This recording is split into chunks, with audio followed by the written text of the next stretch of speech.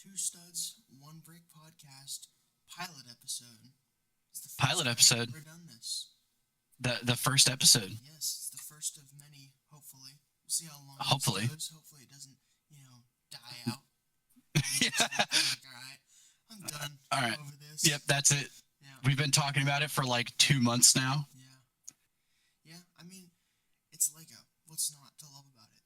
Just tons True, of that is very true. About this for hours. I mean, we do talk about this stuff for hours on end. Oh yeah, easily. All the themes, things. Yeah, almost every theme. Constantly. Oh, Yep. Target has this deal. Look at Walmart. Yep. But yeah, 2Studs1Brick podcast. Literally. Upload every 2 weeks, at least once a month. It's gonna be pretty chill and laid back. It's not gonna be anything crazy. Yep. But honestly, I like to kick us off with how I got into Lego. And my first introduction to Lego was my mother's and my uncle's sets. They all had Legos when they were kids, so they were like 70s, 80s Legos. And the first Lego set I can remember is the Shell gas station, which is set number 6378, and it's currently going for $998 on eBay right now. I still have that set. It's lost to the bin, but I know it is all in there, and I could build it. That's crazy that you have that. I didn't even know it was that price until I looked it up 5 minutes ago. So, Yeah, it's pretty insane. and I played with it all the time. I had a huge, massive city at my grandparents', and it just had like Lego City, log cabins. It had the early modular buildings. It was pretty awesome. I had a ton of base plates to go with it. And that was my introduction to Lego, and from then on, everything just kicked off. Oh yeah. I mean, that's a really good first set to have. My first introduction to Lego was an Arctic set. I can't remember exactly what it was, but that's not what got me into Legos. What got me into Legos was Lego Ninjago. So when Ninjago first came out, I remember watching the TV show on Cartoon Network, and I remember seeing the spinners in the stores. And I remember telling my dad, I was like, Dad, I really want those. Those are really, really cool. And so my dad got me a couple of them. And then after that, that was it. Because that was huge when we were in school. I mean, when I was in elementary school, that was like the big thing was, who did you have? What spinner did you have? And then like the cards and stuff. So you'd bring like the whole thing. And I remember, yeah, they all came with cards. Yeah. So in the packaging with the person and the spinner, you would have a card that went with it. And there was like an actual way to like play it. We didn't play it like that. We all spun them, and then whoever got knocked off lost. Like that's just how it was. It was just Beyblades. Exactly. Yeah. So that Christmas, I think it was Christmas of either 2012 or 2013. There's a picture, which I'll show you, where there's a picture of me and my dad, and then my little sister, she was a baby, in those little like foam chairs, and we're all sitting around. My dad got me this, it was a travel case for them, and it would unfold and it'd be a little battle thing. Dang. It was pretty sick. Dude, I took that thing everywhere with me, dude. And I had, if I'm remembering correctly, I think the first Ninjago set I actually got was Jay's fighter jet. Nice. Solid. And it was like, yep. And I remember I was still a little young to build it myself, because it was a pretty big set, and my dad helped me with it. And it had rubber bands and stuff, so it had like a play feature where you pull back and then the wings would like flare out and had like the gold swords and stuff, dude.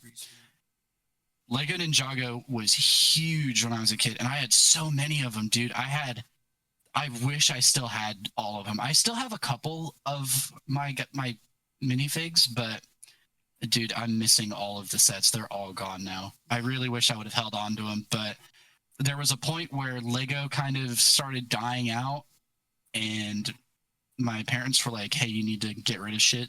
So you should probably get rid of these things." And I was like, "Yeah, you're probably right."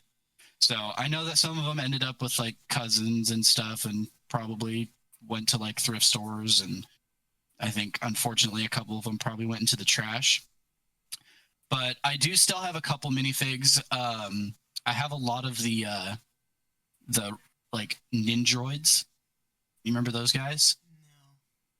So they were the ninjas, and they were like all black, and then on their like helmet area there was like the single silver eye that poked out, and it was like a kind of like a scope. I've got one of them sitting up there right now next to another Ninjago set I recently purchased. I got the giant coal mech. Oh, I did see that. Fire. It's pretty sweet. And then I also have Kai's cliff climber mech. I got that one, and then I also got the recent dragon one that they came out with, the like the dragon of something. It's the red one. I think it's like the dragon of peace. I remember that. That one's pretty cool.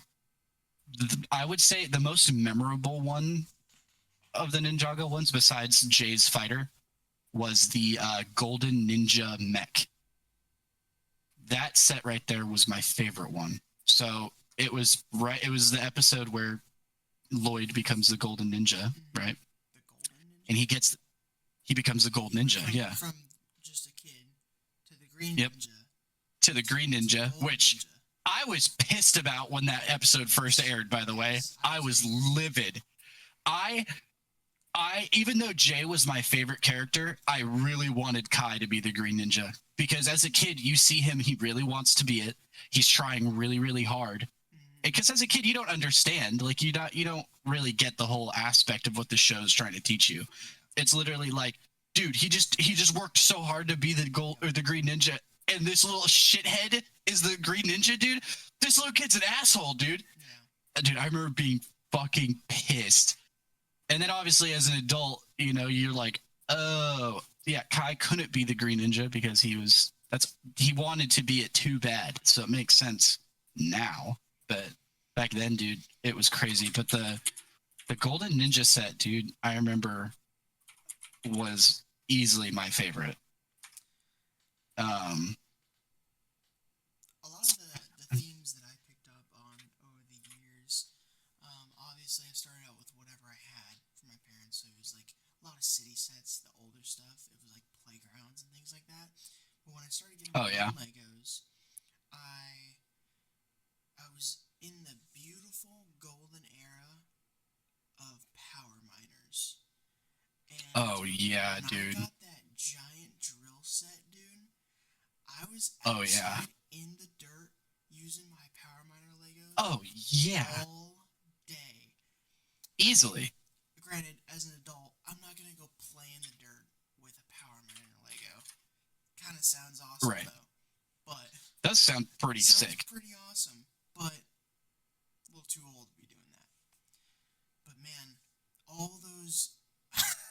Maybe not a little too old to be doing that. I mean, it could be pretty cool in your own backyard, but yeah, but like that thing, it's gone, and I've had so many sets over the years, like you said, just disappeared. Yep. Like the play scale Venator that they had from the Clone Wars series. Yep, that was a really one, good one. And it's gone. It's gone. I'm pretty sure I gave all my Legos to my brother, and I'm sure they're in a box somewhere hidden, or they're in a thrift store somewhere, like you said. It is just the sad reality of it, seeing the prices 100% are now and not realizing what you had. And I think that's kind of what's cool about our generation now, is like, I feel like we're the generation that it's more acceptable to keep Legos as an adult. Like our parents, their generation was like, okay, once you hit like 11, 12, okay, you don't need toys anymore. Now it's time for you to get functional shit and like things that are going to help you in life. Whereas, computer, things like that. Exactly. Stuff like that. And, or like, even it's like, okay, it's time for you to move away from toys. I'll get you video games or something else. But like Legos, I'm not going to buy you Legos. Exactly. Where as with us now, especially over like the past 10 years, I feel like it's gotten way more acceptable as an adult to have like toys again. Like it feels like now, like collecting and building Legos has become honestly almost like a household thing now. Like almost everybody has Legos. Like it's just normal now. And I think that going forward with that, like when we decide, when we're old enough and we have kids and stuff like that, like if we buy them Legos and then they're like, oh, I'm not really into this one anymore. I want to get a different one. I feel like we now have the knowledge of, okay, let's put this in a box and then put it up in the attic. Yeah. Like, let's hold on to this, because stuff like that, once you become an adult, then you go, fuck, I really wish I kept that. Yeah. Oh, well, we did. It's up in the attic right now. Because you never know with Lego what's going to become valuable. You just never know. Like, there's obviously some sets, like obviously UCS sets, after those are done and retired, yeah, like easily resellable. They're always going to be. Star Wars sets, if they're big, they're always going to be resellable. Like the little battle packs that were like $10, $12 when we were kids are going for like $90. Well, that Kylo Ren one that I got, where it's literally a microfighter. Yeah. That's going for like $140 on Bricklink right now. And is that just because like of the minifig? I think it's just the set in general. I think it's just if it's sealed. And I kept mine sealed, but it's probably going to get opened at some point because I like the minifig that's inside of it. Hate the sequels, but the character designs are pretty sick. I'm not going to lie. Designs are amazing. They're pretty cool. Rey's character design is good. As minifigs.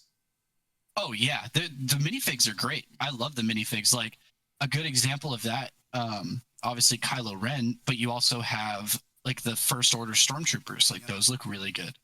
I mean, even like older Han Solo, older Chewbacca, Rey, all of those look great. And a lot of the ships look really good too.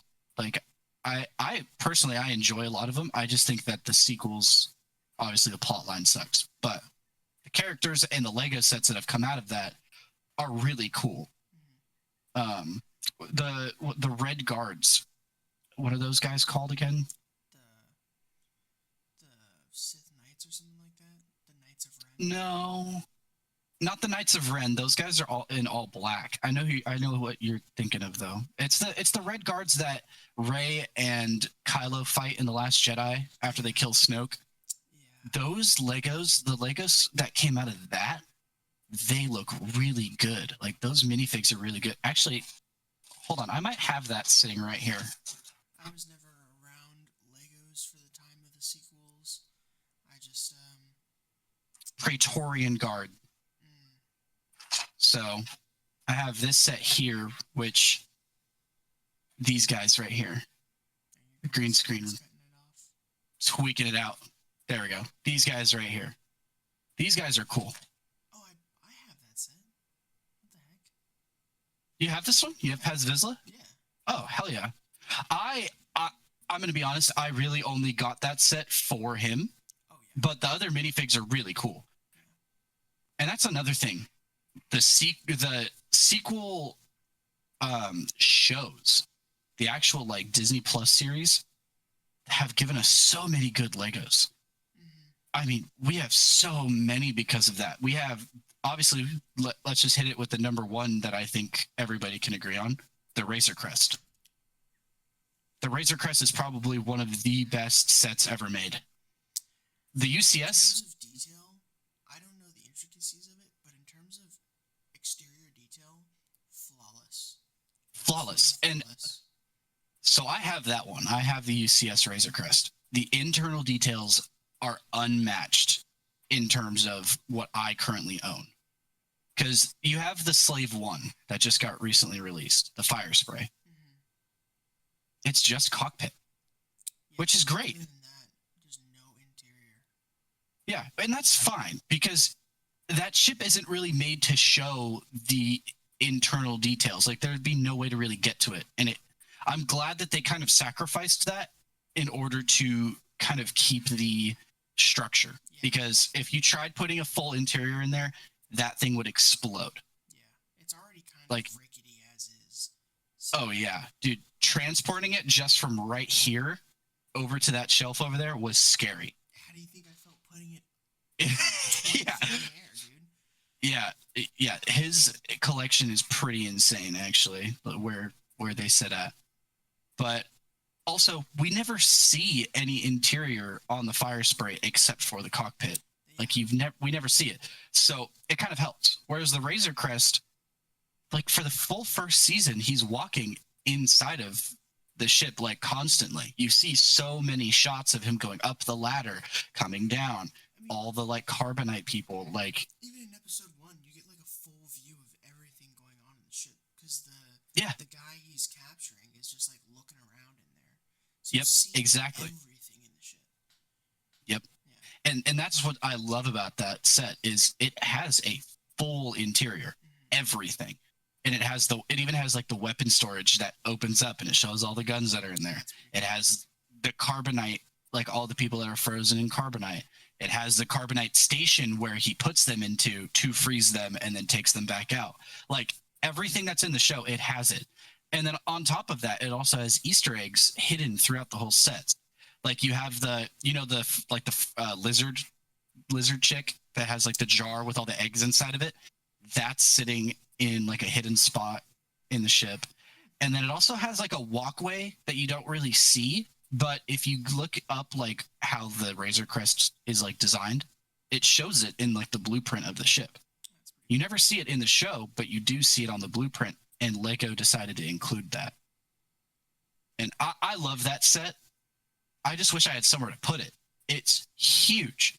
When I bought that set, I did not think it was going to be as big as it was. And then once I finally put like the wings together and then put it on top, that's when I realized the sheer scale of that thing. Yeah, UCS sets can be very deceiving. I remember my first Yep. UCS set was the A-Wing, and I was like, wow, this thing is big. It's one of the biggest Lego sets I've ever had, right? And I had Yep. I had a big airplane as a kid, but like as an adult, Yeah. I really understand the scale of like where am I going to put this, you know? Yep. And so And that's kind of what I'm going through right now. yeah, I just with my Republic gunship, the UCS one, because it shattered in a Yep. move, and I rebuilt it, and I'm sitting there. I had it sitting right here, and I was like, "Oh my god, where's this thing gonna go?" And granted, I know Yep. I have a spot for it, but like, if I ever move, that's Oh yeah, it's over. It's enormous. Oh yeah, it's gigantic. And that's kind of what I'm going through right now with like the Black Pearl, right? Because the Black Pearl, I wasn't expecting it to be that big. Yet again, it's this deceiving because you look at the box and you go, okay, well, the amount of pieces that are in that, there's no way that this thing is going to be fucking huge like that. And then you finally put it together and you realize that not only is it long, it's also very wide and it's also very tall. Yeah, like it's just everything. Yeah, and then you have all the sails and everything, and it's like, oh my god, where am I going to put this? Because like my original plan was to put it up on top of that bookshelf that has all my Legos in it. Yeah. As soon as those sails went on, I realized, oh, that's not going to happen because it's way too tall. And so, like, I bought a couple shelves that I'm gonna have to put up, but it's also it's also a very heavy set too. That's another thing. Like, you don't realize how heavy that set's going to be. Like, you pick up the boxes and everything and you're like, oh wow, this is heavy. Once you put that set together, all of that weight is now condensed into certain parts and it makes it feel so much heavier. And it's so much worse to handle. Yeah. And that's kind of like with the fire spray, because now instead of it being in a box that's, super wide, I don't know, big surface area, yeah, now you have it vertical on that stand and it's all going down right here, and moving that thing around is scary. Yeah. But I think that the UCS sets, I don't think there's ever been a stinker for the UCS sets, honestly. I think that we've always had banger after banger. I mean, it's hard to get a stinker. The only thing that I could think of that kind of sucks in a UCS set, and correct me if I'm wrong, but Luke's land speeder didn't come with any minifigs. No, actually, I believe it did come with minifigs because I believe it did because I remember people being like, "Oh, they don't even fit in there," and it's like, yeah, they're not supposed to. I can double check this really quick, but I'm pretty sure. Yeah, it did. Okay, because I saw It came with. had it, and I never saw it in store. It came with Farmer Boy Luke, and then it also came with C3PO. And actually, so I never knew this, but this is actually the first appearance of that really cool C3PO with the dual molded legs and the printing. So I actually didn't know that until just now. I always assumed that the first appearance of that C3PO was with the Build-A-Figure one. But yeah, no, it came with Farmer Boy Luke and it came with C3PO, but everybody's like complaint with it was, oh, they don't fit in there. Like it's not minifig scale. And it's like, if you want a minifig scale one, you need to get the play scale one. Like that's the minifig scale is the play scale one. To your same point, and you like to make the argument that UCS sets should be minifig scale. I do say that. I do say that. But when it comes to something like that, where it's super small, like the actual vehicle itself is small. Yeah. Sure, you could call it a UCS set. Like, okay, let's say they came out with one that had all of the tiles down the side of it printed, no stickers. And then let's say they had like new pieces that were designed for that set, and it was still play scale, and it was minifig scale, and then they slapped the UCS sticker on it and called it a day. Okay, that would make sense because remember, back in what 2001, you had the UCS Naboo Starfighter, and it wasn't even big enough to put a minifig inside. Yeah, that's true. So, and that's another thing is that I feel like Lego has kind of moved away from UCS being like, oh, this is like a collector's edition only, to hey, this is the fucking biggest set that we can make. Yeah. For it. Yeah. Yep. And that's fine. Like certain sets need that. And I would say like a great example of that is like the Star Destroyer in the Venator and the Death Star, which we'll get into that new Death Star here in a minute. But like stuff like that, yeah, those should be big. Those should be huge. Especially like the Star Destroyer. I love the Star Destroyer and the Venator. I think that those are great sets. I do wish that they had some internal detail, but I understand why they don't, because that would, one, increase the piece count by an exponential amount if they put any sort of internals in there. And it would hike the price up too. And it's already a pretty expensive set, sitting at what, $600 for both of those? Brand new? Non-retired? For the non-retired? Yeah. Non-retired. Like retail, they were like 600, I believe, right? And like that makes sense. The UCS Millennium Falcon, it being minifig scale, I think that that's great. I think that's perfect because we have a play scale version of it and it's not minifig scale, right? And that's enough for some people. Like I have the play scale Millennium Falcon in for the past 4 years since I've had it. I've been like, yeah, I don't really need the UCS one.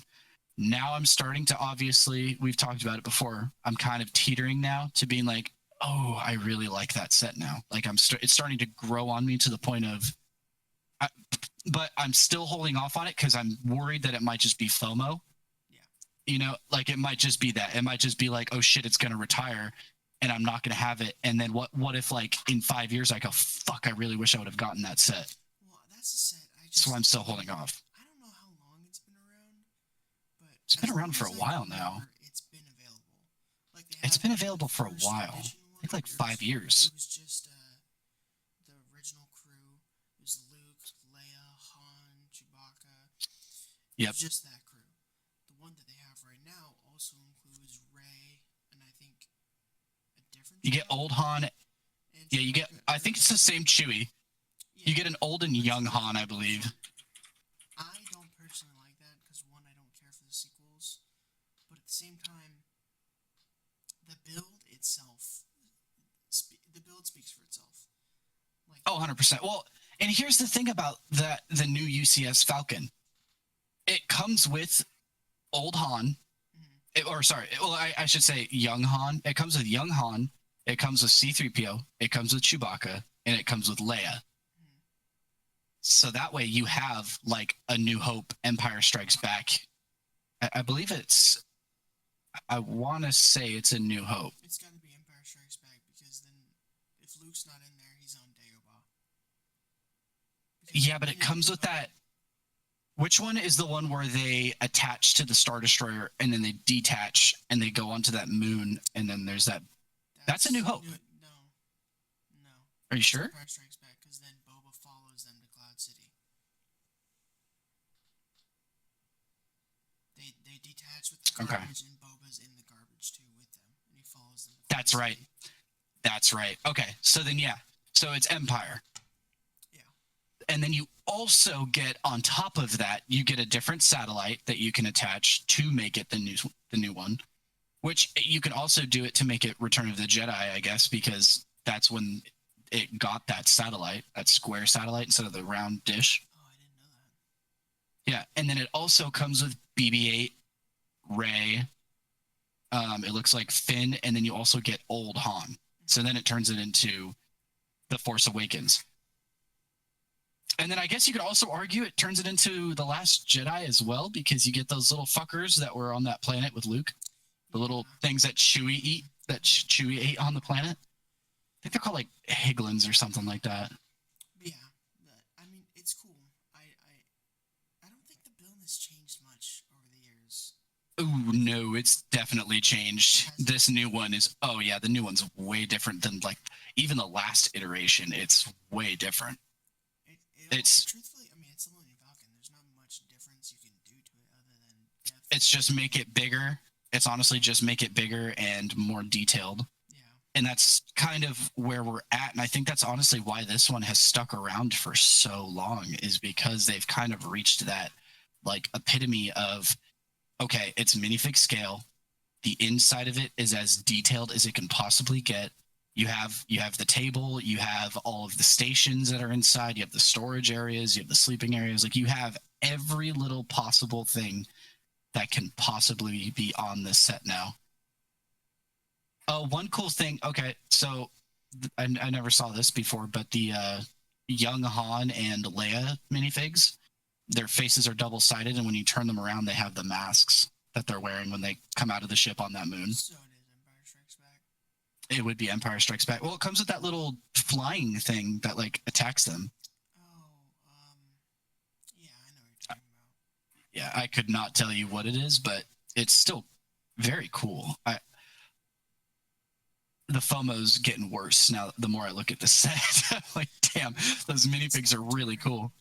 So it still isn't retiring, and I don't think it's going to for a while. I just don't see it happening.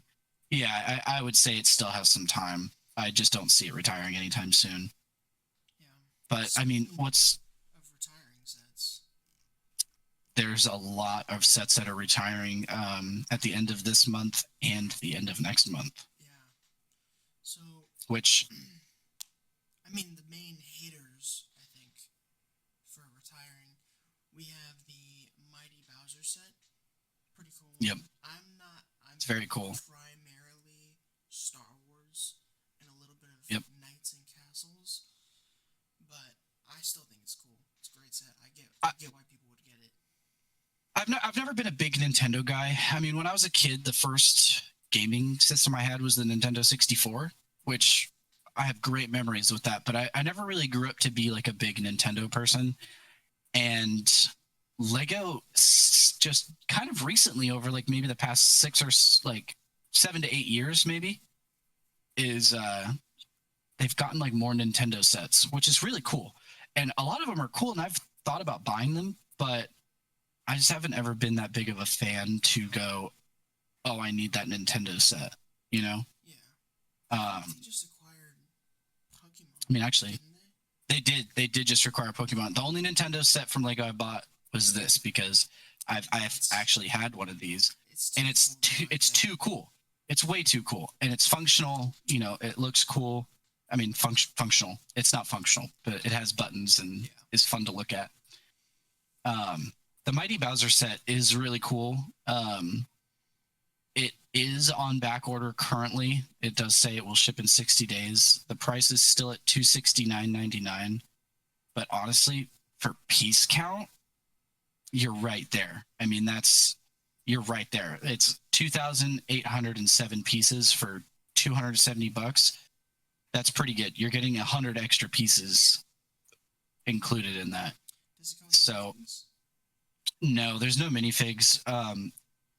Actually, I don't know if Nintendo really made a whole lot of minifigs for the Lego line, because the Mighty Bowser, I want to say, is supposed to go with those. Have you seen those Mario ones where they have like the screen inside of them? No. Oh yeah, that's like the whole line. So they have like a screen inside of them, and they go over a brick that has like a QR code. It's like a little tile, and there's like a camera on the bottom, and when it hits that tile, it'll be like a coin or a power up or something, and it's like a full game out of it. And I'm pretty sure that Mario or that Bowser is kind of supposed to incorporate into that without actually incorporating into it, if that makes sense. Yeah.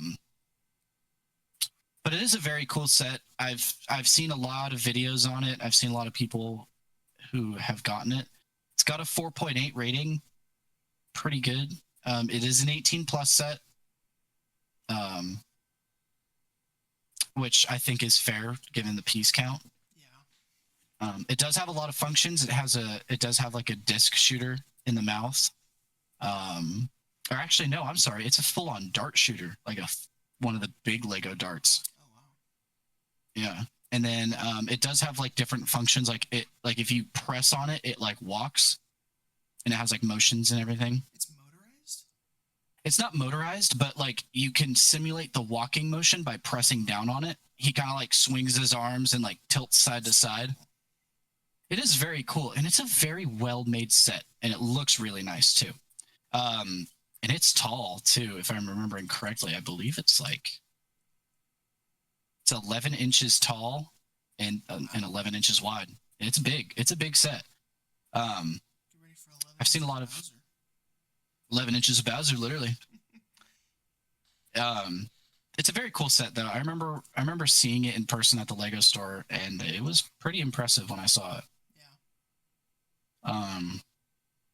It's been around for a while too, if I'm remembering correctly. I believe it's been around for a couple of years at least. Yeah. I'd say probably like maybe 3 or 4 at least. Next for me, big one is the Moss Espa pod race. I Yep, actually the had diorama. 2 of those. I didn't realize I had 2 of them because I got one right when they came out, and I think I got it for like Christmas or something. Mm. And then I bought it recently because I recently got into Legos again. I'd say within the last year, but I've had that set for I don't know how long. It's just been sitting in the corner, and I didn't realize that. So now I have 2 of those. I think I Could combine them. I could combine them. That's a good idea. That'd be cool. Rebrickable has something for that. Oh yeah, 100%. On selling Legos. I don't buy Legos to resell them, and I also don't buy them to keep them sealed. I'm a big proponent of building Legos. I don't care if it's 20 years old, 15 years old, 2 years old. Build it. That's why you got it. Why keep it sealed? You know? Exactly. And like that's a great point, because you know how I recently got that General Grievous set from, what was it, 2006? Yeah. The original one. I wasn't going to keep that in the box. I wanted it because when I was a kid, I remember my buddy had that, and I always wanted it. Mm-hmm. And I wasn't going to keep that thing sealed. And I'm really glad I didn't, because it was fun to put together. It was very simple. It was very nostalgic as well, because of how simple it was. It's like early and the minifigs, yeah, when we were kids, easy to go. It's pretty simple. Yep. Yeah, I actually just recently picked up the Moss Espa pod race. I believe Target was running a pretty good sale on him. I got it for like $54, I think. I wish you told me you didn't have it. I would have just gave it to you. I didn't know you had 2, to be honest with you. I think I bought it maybe about a month and a half ago. I've started building it. I haven't finished it yet. It was a part of one of our late night buildings that you and I did, Yep. and then we went to bed, and then I just put it back in the box. But I do want to finish it. I used to not be a very big fan of dioramas. I never was, and then all of a sudden recently I was like, well, hold on, these are really cool. Um, Honestly, I think the one that got me into it was the Tantive 4 diorama with Vader in the hallway. Really, that one? I think that was the one that got me into it because I built that and was like, whoa, hold on, this looks really good on a shelf. I was like, this looks great because it's the one like where he's like at the end of the hallway, like melts the door. Shot. It's like, Yeah. Yep. And I was like, you know what? This is really cool. I put it together. I really liked putting it together. And once it was finished, I was like, well, this looks really good up on a shelf. And then I got to see the diorama in person at Target because they had the display. And I looked at it and I was like, oh, okay, that would look really good up on a shelf. Yeah.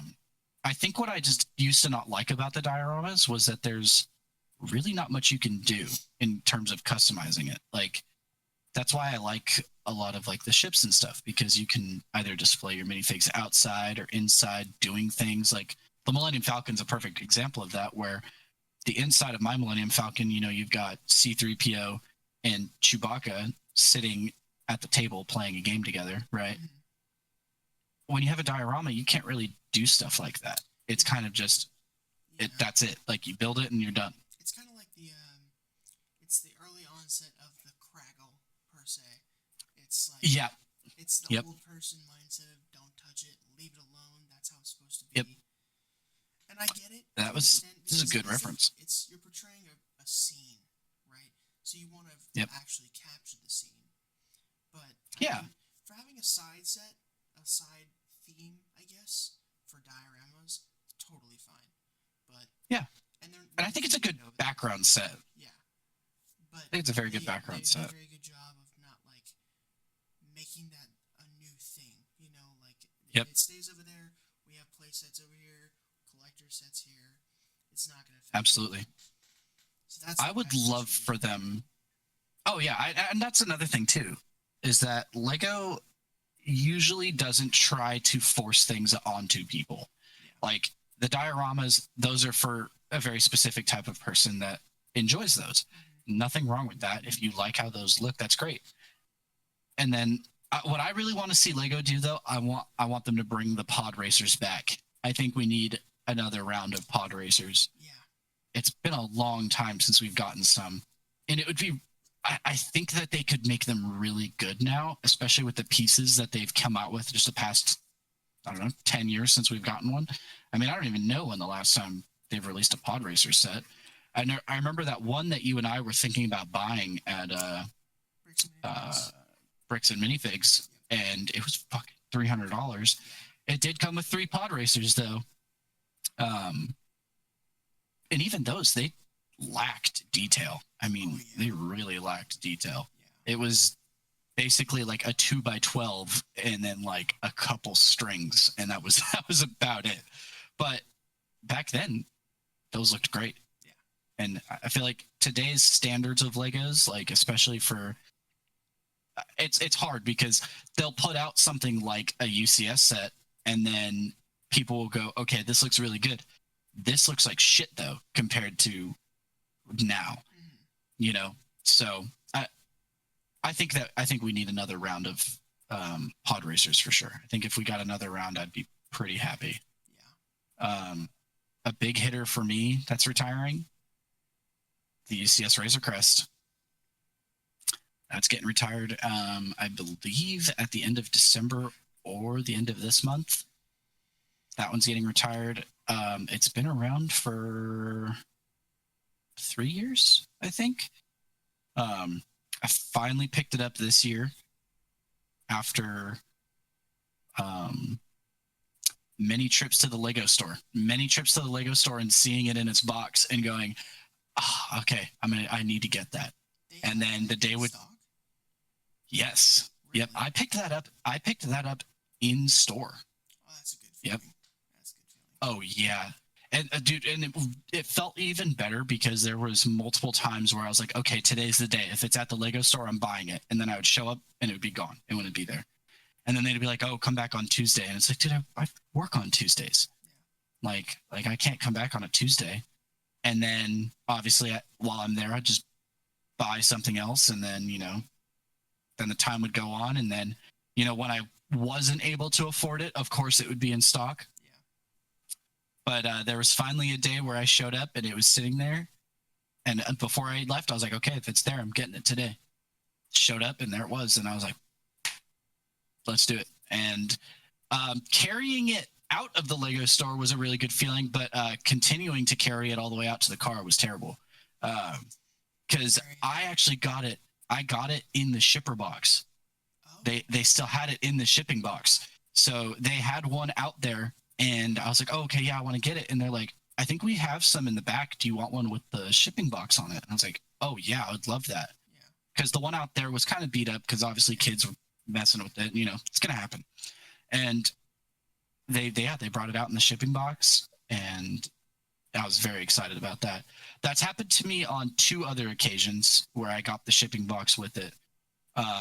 One was with the Avengers Tower. And I got lucky with the Avengers Tower because they ran out of the ones on the shelves. And when I asked him, do you guys have any in the back? He went and looked and he's like, yep, we have one left and it's in the shipping box. Got that, carried that out to the car. Love that set. That's another favorite of mine. The minifig count on that? Okay. That part did suck, but have you seen the amount of minifigs that's in that set? I have a full Ziploc bag full of minifigs that I didn't even use for my display because I wanted to display it as the first Avengers movie. And it came with a lot of characters that weren't even in the first Avengers movie. And there was a lot of figures that were in it that never even were at Avengers Tower, which is great. I'll take all the extra minifigs. I love that.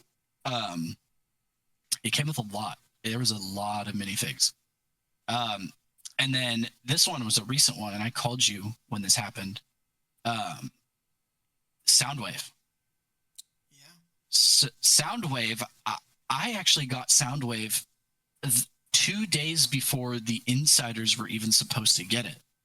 So I showed up, and I asked the guy, it was a Saturday, and I asked the guy, I was like, oh, hey, are you guys going to have Soundwave on Monday? Because that was the insiders release day. And he's like, do you want Soundwave? I was like, oh, yeah, like I really want him. I have Mondays off. I'll come back early in the morning because my plan was, and I believe you were going to go with me. We were going to go there like right when they opened and then try to get him. Yeah. And he went into the back and he grabbed it and it was still in the shipping box. And he's like, are you a VIP member? And I was like, yeah. And he's like, okay, cool. You can take it and just take it home today.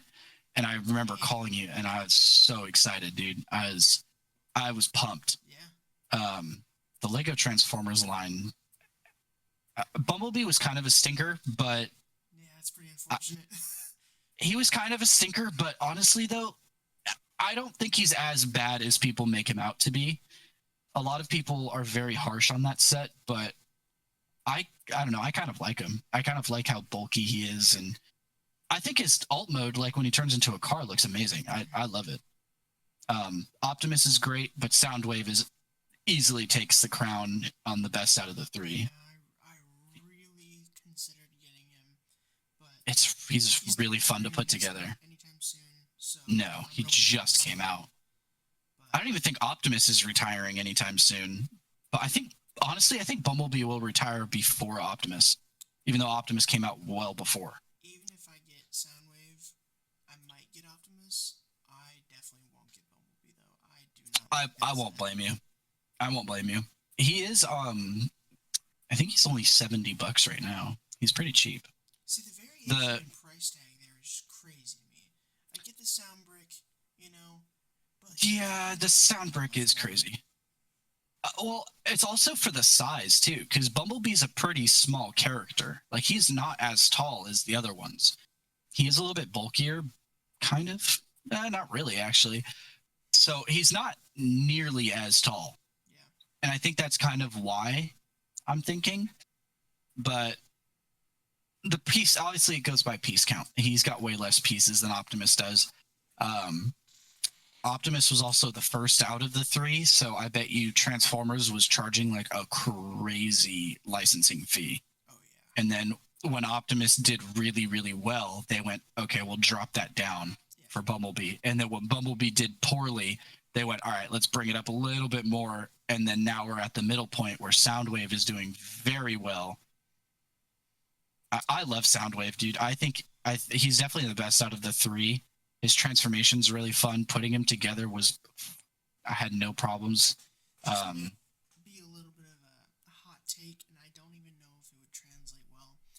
I think it would have been really cool to get like a minifig of the character.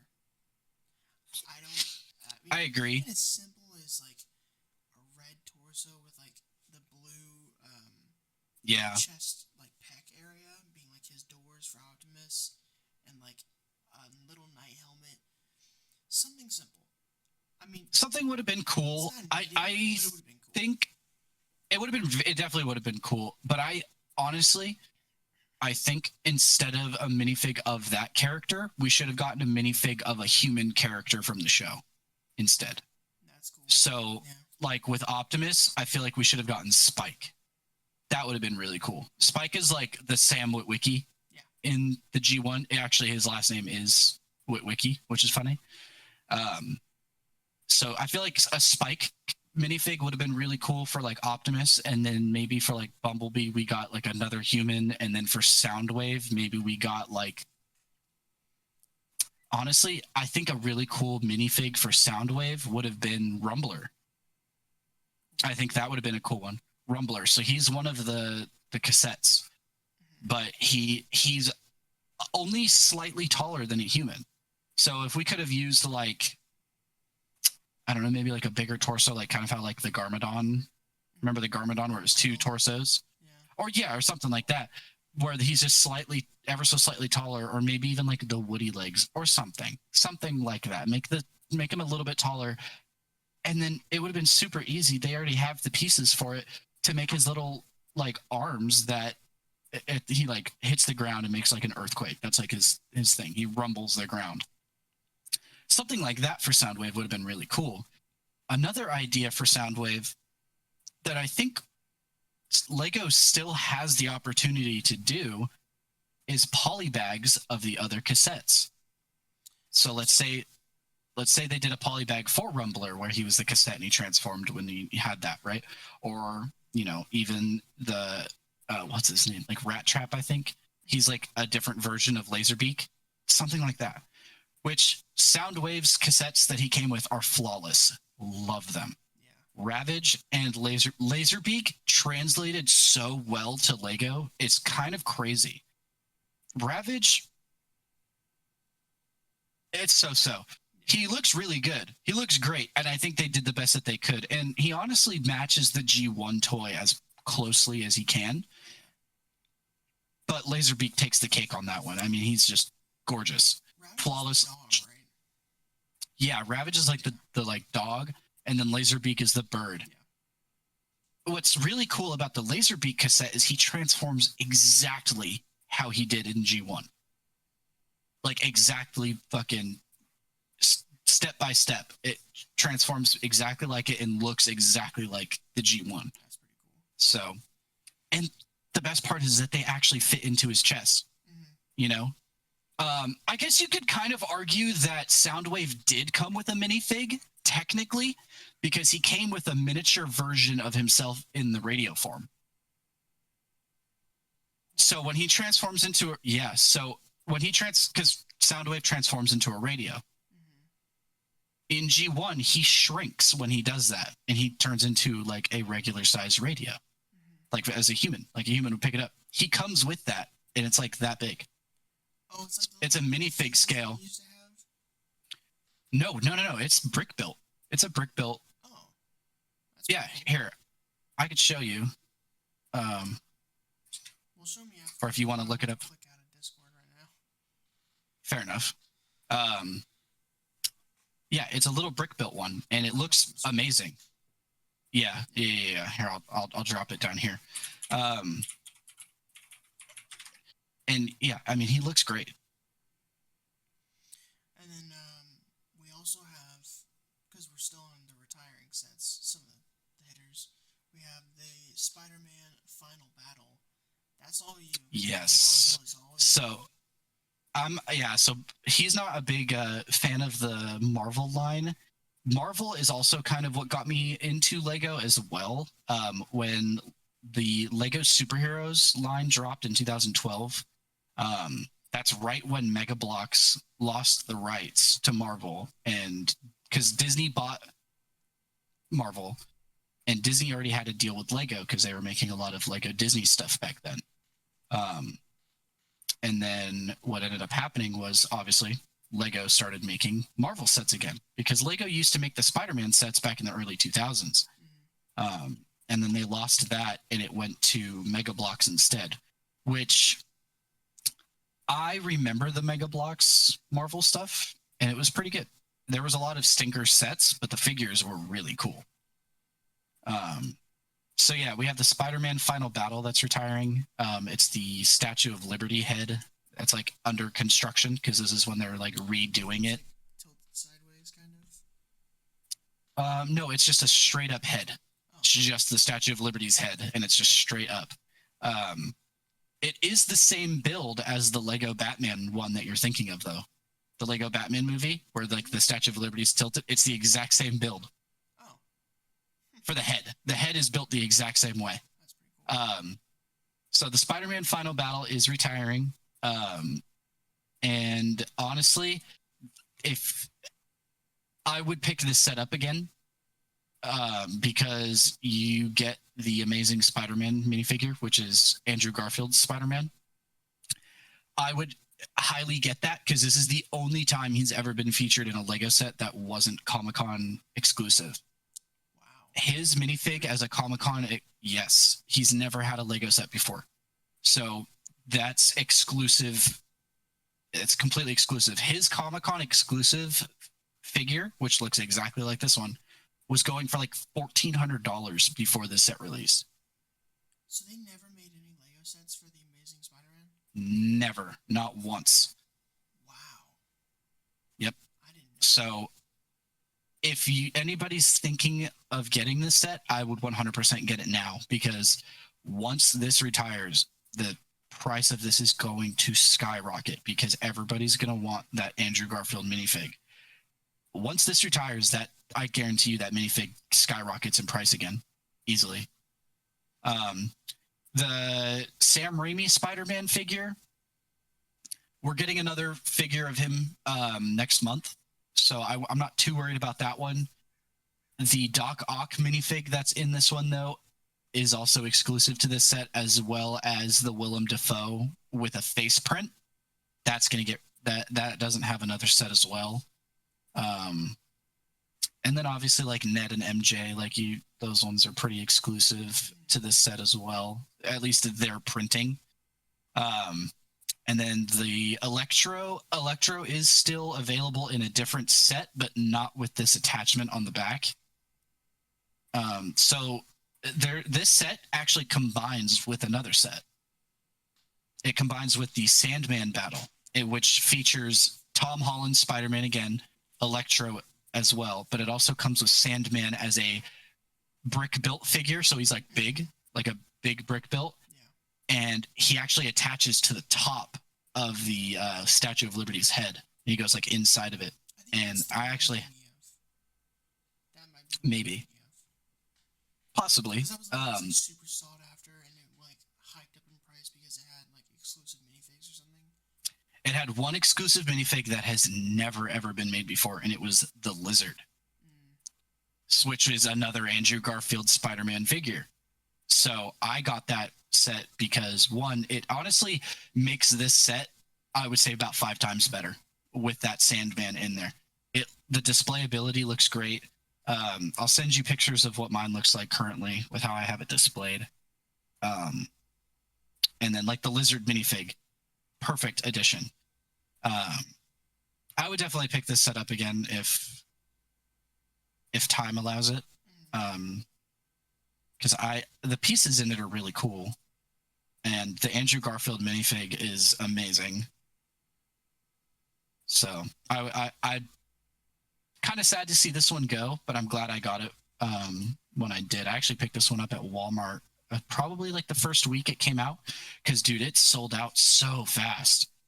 Because that was like the reintroduction to the Sam Raimi Spider-Man minifig, because we hadn't gotten one of those since early 2000s. And now we have 3 of them. We have this one, and then we just got another one, but this one's the battle damage. He's like ripped, like his suit's all ripped up. It's the train battle, which you get another Doc Ock minifig in that one, which looks flawless. I love that one so much. I love the way they did the arms in this one. It looks great. And then you're getting another one next month with the Sandman and Venom battle, which that is definitely a must-buy in my opinion, because that is the only time we've ever gotten a Venom minifig from the Sam Raimi line. It looks very cool. It does. And I don't... It looks really cool. Marvel, but I kind of want it. It's really cool and nostalgic. Like, it really sucks that we didn't get more Marvel Legos back in the day because of the whole rights that ended up happening, because Lego was going to go bankrupt, so Marvel pulled the rug pretty quick. Marvel's like, okay, you know, these aren't selling very well, let's go with somebody else. And then once Disney bought Marvel, it kind of all came back. But I believe once Sony saw how well the Lego Marvel was going, that's when Sony went to Lego as well, because Disney doesn't own Spider-Man. Spider-Man's owned by Sony Pictures. So it's a whole separate rights issue. So Sony and Disney obviously team up every now and then now, because you have Spider-Man in the MCU, but there's a lot of like villains and stuff that we still haven't gotten to see quite yet. What else is there? Oh, well, let's just continue on with another Marvel set that's getting retired. You have the Guardians of the Galaxy, the Milano. Mm-hmm. So their starship, their spaceship is getting retired. Yeah, like the blue and orange one. Yep. Yeah, that one's getting retired. That one comes with 5 minifigs. You get Star-Lord, Rocket, Drax, and Gamora. Mm-hmm. And then you also get the potted baby Groot, where he's like in the pot. Oh, that's pretty cool. Yeah, it's actually kind of a cool set too. The ship is very well detailed, pretty big. I believe this would be Guardians of the Galaxy 2. Yeah, this would be the Guardians of the Galaxy 2 version. It's a great set though. Right now it's $179.99 with 2,090 pieces. It's a pretty good deal, actually. I would say it's pretty good, especially with it coming with 4, technically 5 minifigs. And I believe that these ones are exclusive minifigs too. I don't believe we get these ones in anything else, especially the Drax minifig. And it looks like Rocket gets a he does have like a special gun attachment, which is cool. Very cool set. I've definitely thought of buying it. How Lego doesn't do military, but they very obviously make guns. Yep. Oh yeah. So I mean, they won't do anything real. It's funny that you mentioned that. So when they brought the Indiana Jones line back recently, they made a very big point to hide that there were revolvers in the set again. Really? Yes. So I got the plane chase set. Mm-hmm. So it's the one where they're in the car and then you have the military plane, mm-hmm. the Nazi plane that's chasing them. Yep. And they made it a very big point to hide it in the trunk of the car. So mm-hmm. it's not listed on any of the pictures that Lego came out with. It's nowhere. It's not on the box. It's not on any of the set photos on Lego.com. But when you build it, you get 2 revolvers that go in the trunk.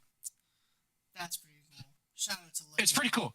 Shout out to Lego, because they probably knew, oh crap, like if we fucking put actual guns, you know, people aren't going to buy it as much, which I would almost argue they would, because we haven't gotten revolvers since What, Django Fett back in like 2009, 2008?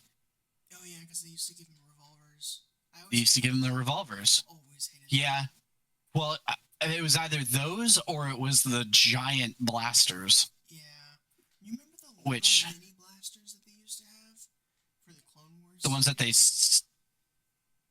Are you talking about like the one that they gave Han Solo, or are you talking about the ones that they still give Jango Fett now? No. They're mini blasters that they used to give the clones, like the clone captains, like Rex would have little blasters, but they were mini. You know how there's the regular blasters? Yes. Yeah. Yes, I do. I know exactly what you're talking about. Yeah. They need to bring those back. They do, dude. They were awesome. I love them. Does Rex not have those currently? I think he might. I think he does. Hold on. I don't know where my Rex is currently. I'll find out soon when my Venator comes in. I just ordered. Oh yeah, that's right. You did. Oh, guest appearance. Yep, guest appearance. He's been showing up. Guest appearance. He's been showing up. Oh, has he? Yeah. Yeah, the little force ghost appearing in the background. Oh, well, yeah, everything's falling apart over here now. This weekend we had the Insider weekend.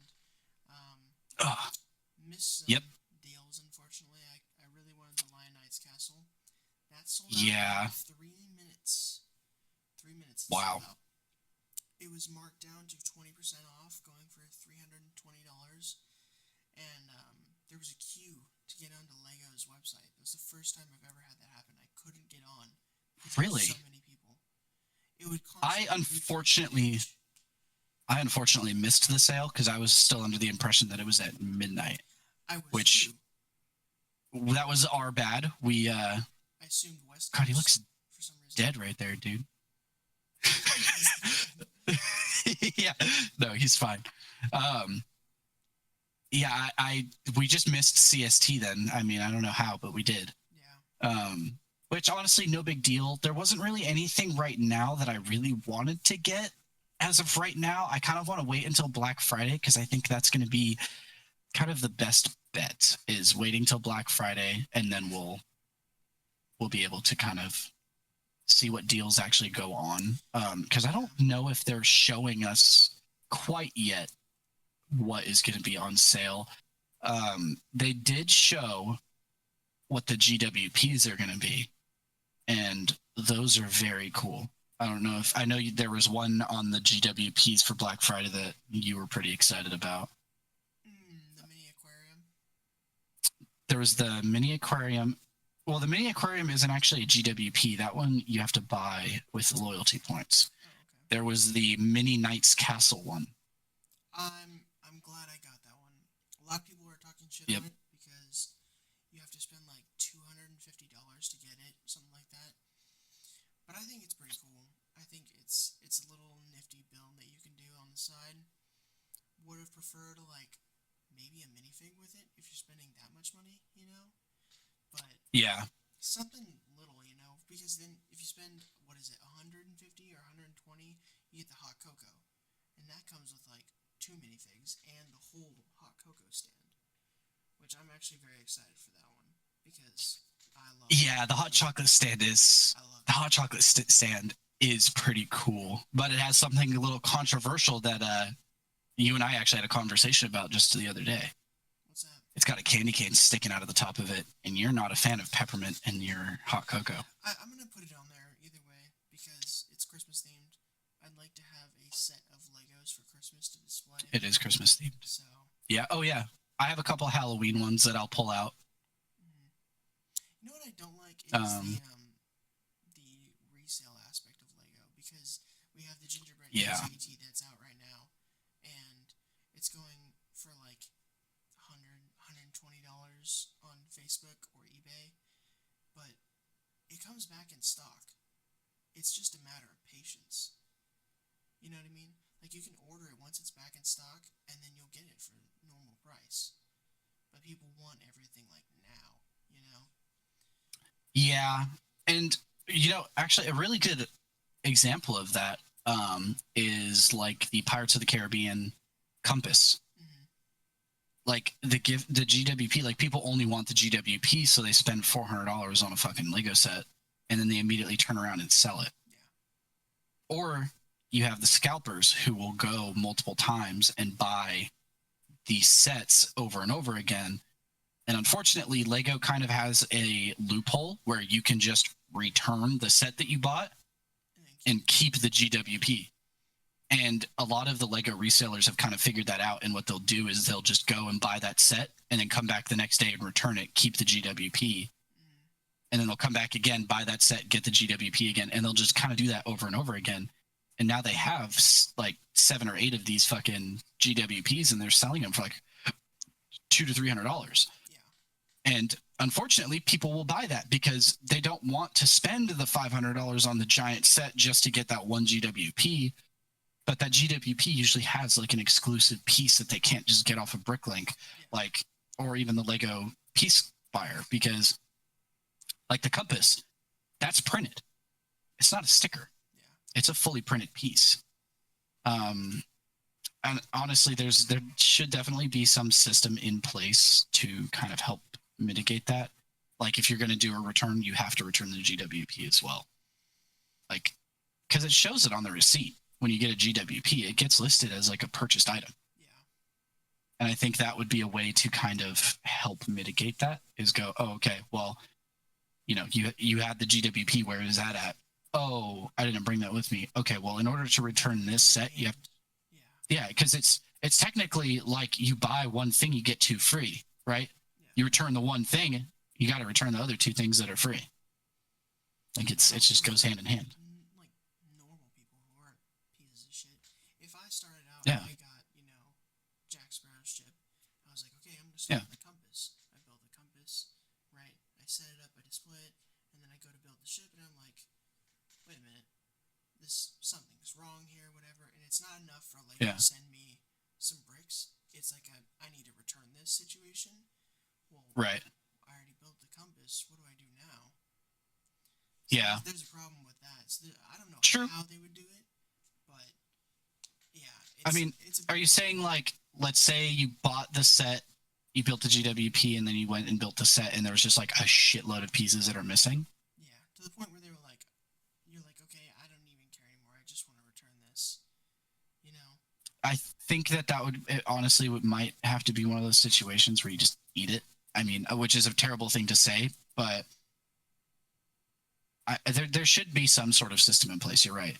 Yeah. Maybe if you like return the set, but you kept the GWP, maybe they take a percentage off of the return. You know, like it's like a 10% restocking fee or something. You know, or something like that, or they charge you like $20 because you kept the GWP. Something like that. Like they could implement something like that where it's like, okay, well, this is what the retail value of that GWP would be. We're going to take that off of how much we're giving back. I mean, so that's something to disincentivize them from doing that. Right. Because it's just out of hand at this point. 100%. It's way out of hand. But, yeah, I also picked up the Nightmare Before Christmas set and the Very cool. And Eve set. I got this from I've been wanting to get that one. They're still pretty cool. Oh yeah, I have the Brickhead Wally and Eve one. I actually have. And those ones are cool. I have the Wally right there. Yeah, those ones are pretty cool. Do you remember when the Lego Ideas Wally came out? Like the original Wally Lego? I vaguely remember it. Vaguely. So the resale,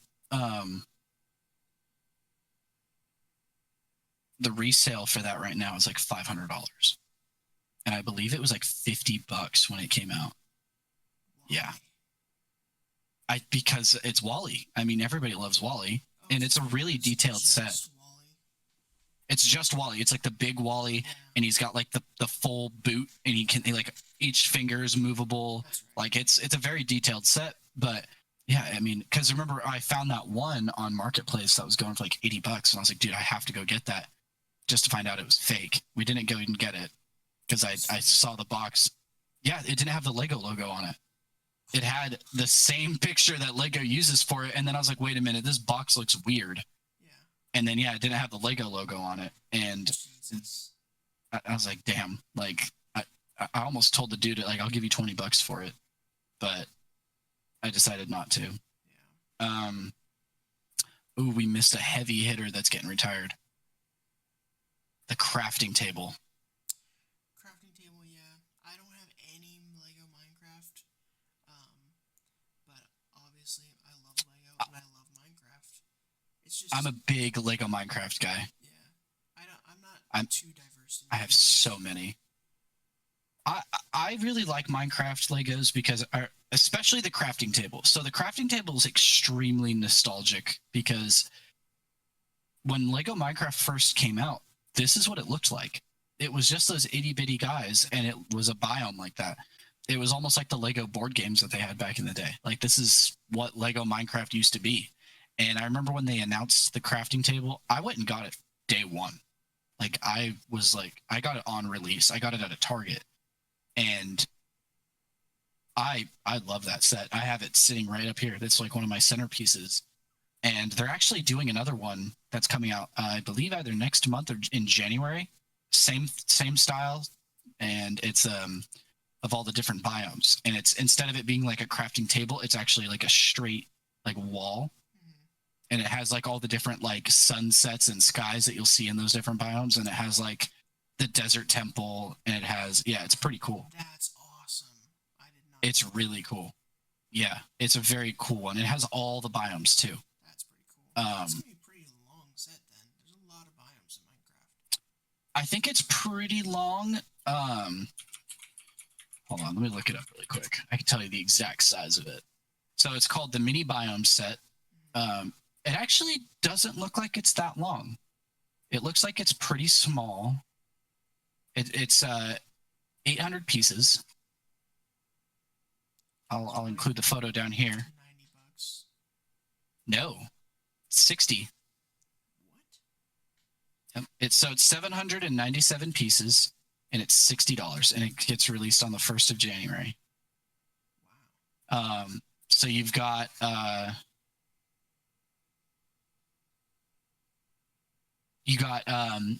like your birch biome here. You have your mushroom biome, and then you have the desert biome, and then it looks like you have oh gosh, I don't remember what this biome is. It's not oak. Is it like acacia or something? Actually, yeah, I think it is the acacia. It's the gray trees. Yeah. Yeah, so Sahara? Sahara. I think it might be the Sahara one. Yeah. And if in the sand biome or the desert biome, you have the desert temple printed pieces, by the way, with the like the emblem on the outside, and it comes with a husk. And then in the Sahara biome, you have a pillager outpost. Yeah, it's very cool. We'll put the picture up on screen so people can see. And then obviously, it has like internal details as well. Like there's details that go underneath it, and you can kind of look and see. And there's like a cave system and stuff like that. And what's really cool about this set is they're all modular. So each biome comes off, which is the same thing as the crafting table. They're all modular. They just click together, and then you can pull them off individually so you can look at everything. What's really cool about this set is the sunset aspect of it. So you can display it with like the sun up in the sky, the sun is setting, or the sun is like about to pass and it's like nighttime. Mm-hmm. So you have like the stars in the sky and everything. It's a really cool aspect for this set. So I'm pretty excited for that one. I'm looking forward to it. In terms of sets that are retiring, one that really surprised me is the Revenge of the Sith Brickhead, where it came with Anakin, Palpatine. It just came out, and I think it came out like this year.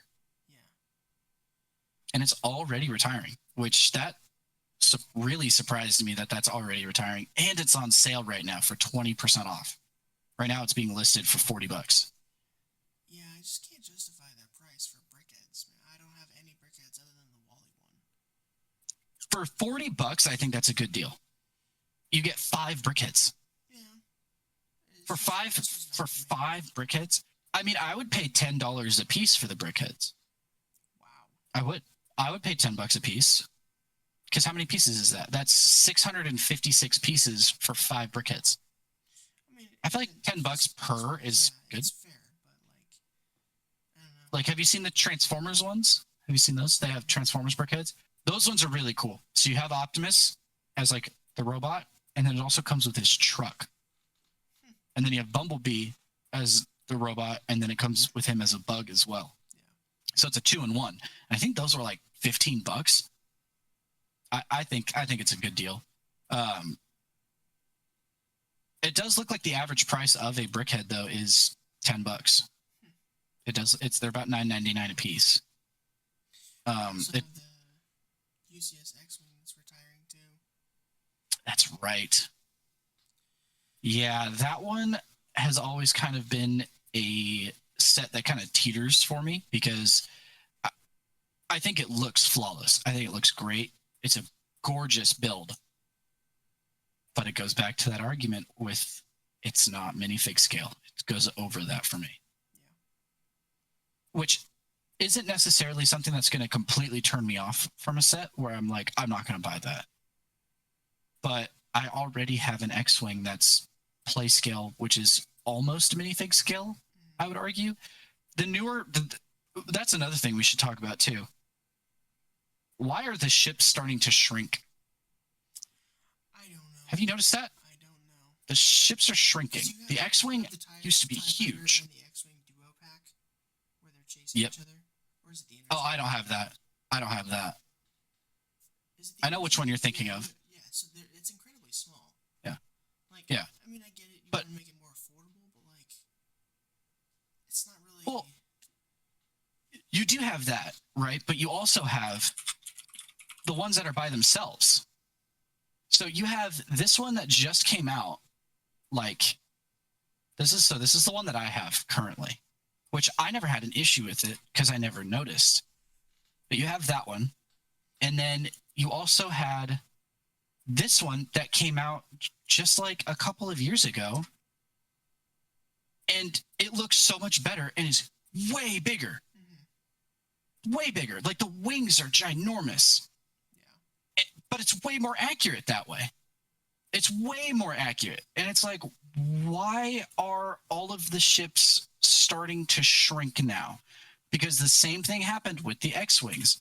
Like right now, I have this one, which is the one that came out just a couple of years ago.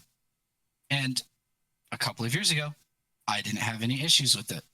But then I saw some of the older ones, and I started remembering, like, wait a minute. These used to be huge. These used to be, like, really, really good in terms of scale. Like, they used to be way bigger. Like, why are we shrinking ships all of a sudden? I don't know, man. I don't know why we're doing it.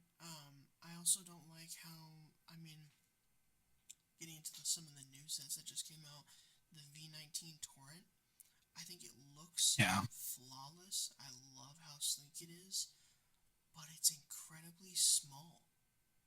Yeah, it is very small. I'd argue the old one was a little too big, but yeah, they just can't capture. They went overboard with it now. Yeah, now it's just way too small, and they fixed the clone pilot. Thank God, he has no fin on the back. That really peeved me.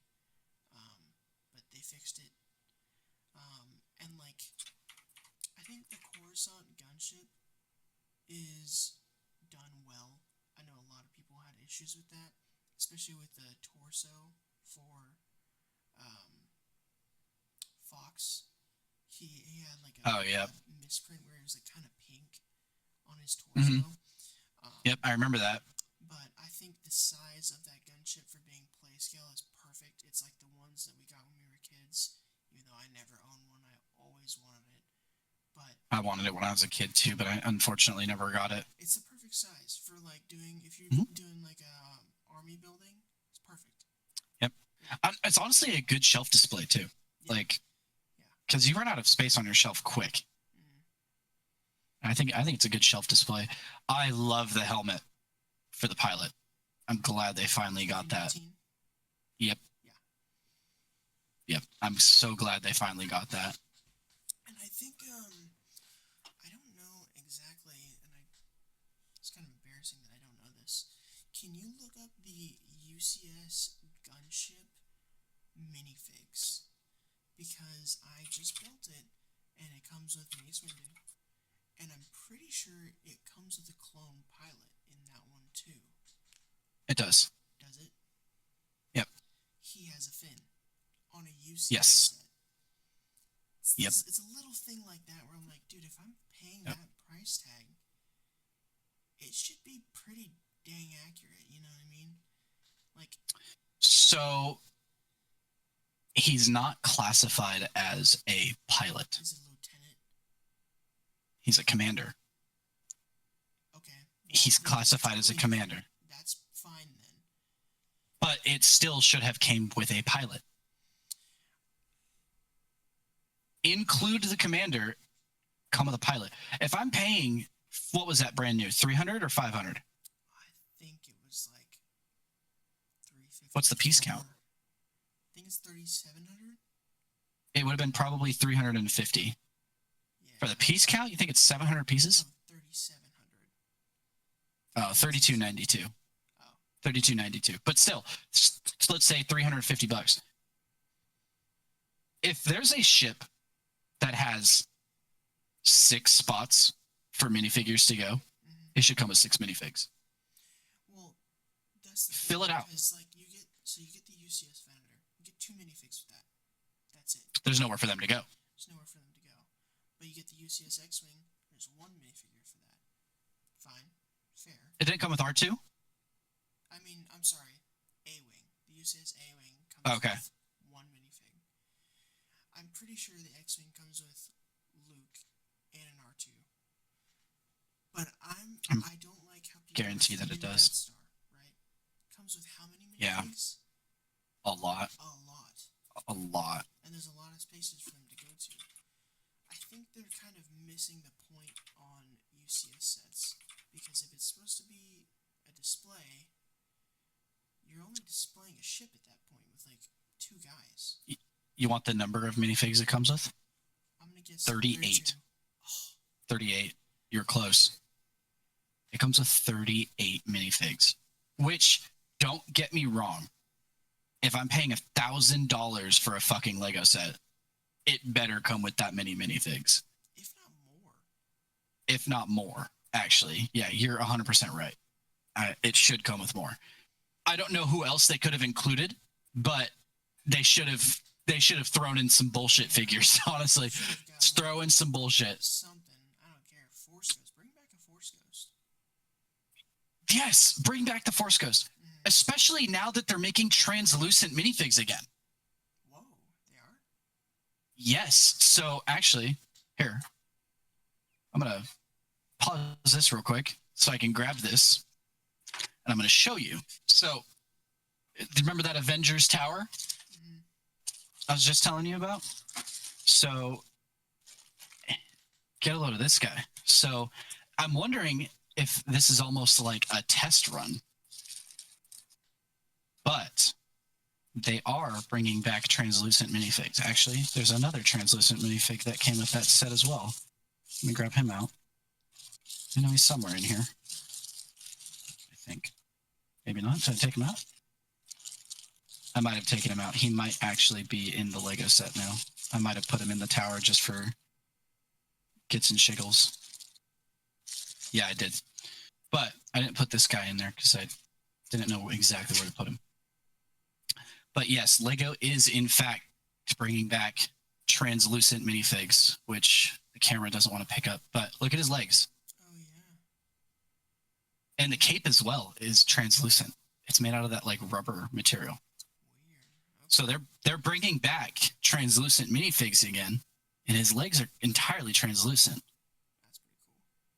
That's pretty cool. They're actually transparent, actually, now that I'm looking at it a little bit more. But bring back Force Ghosts. Bring them back, Lego. Yes. Everybody's been begging for them to come back. Bring them back. They don't even need to be transparent, in my opinion. They can be blue. They can be that light blue color. What is wrong with you? Yeah. Why are you blue? Yeah. I would be okay with that, honestly. I would honestly be okay with that. I wouldn't be upset if they came out with like another like Ewok village set, maybe as like a diorama of like Luke burning Vader and him like looking over, and you had Force Ghost Obi-Wan, Anakin, and who's the other? Yoda. Make them blue. I'm okay with that. It would look so good. Yeah. It would look so good. Obviously, if they did it translucent, that'd be way better. But if they were blue, I'd be fine with that, because there's been so many custom minifigs where they are blue,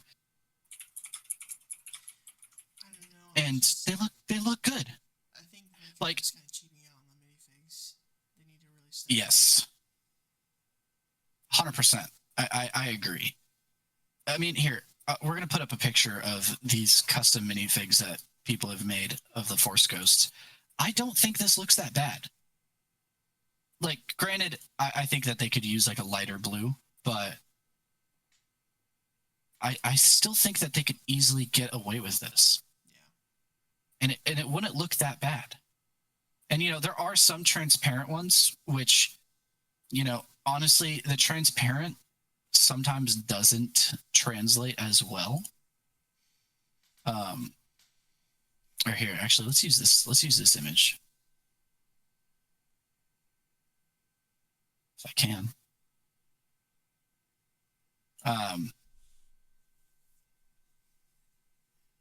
Anyways, but like they could easily do that again, and it's kind of frustrating that they won't bring that back.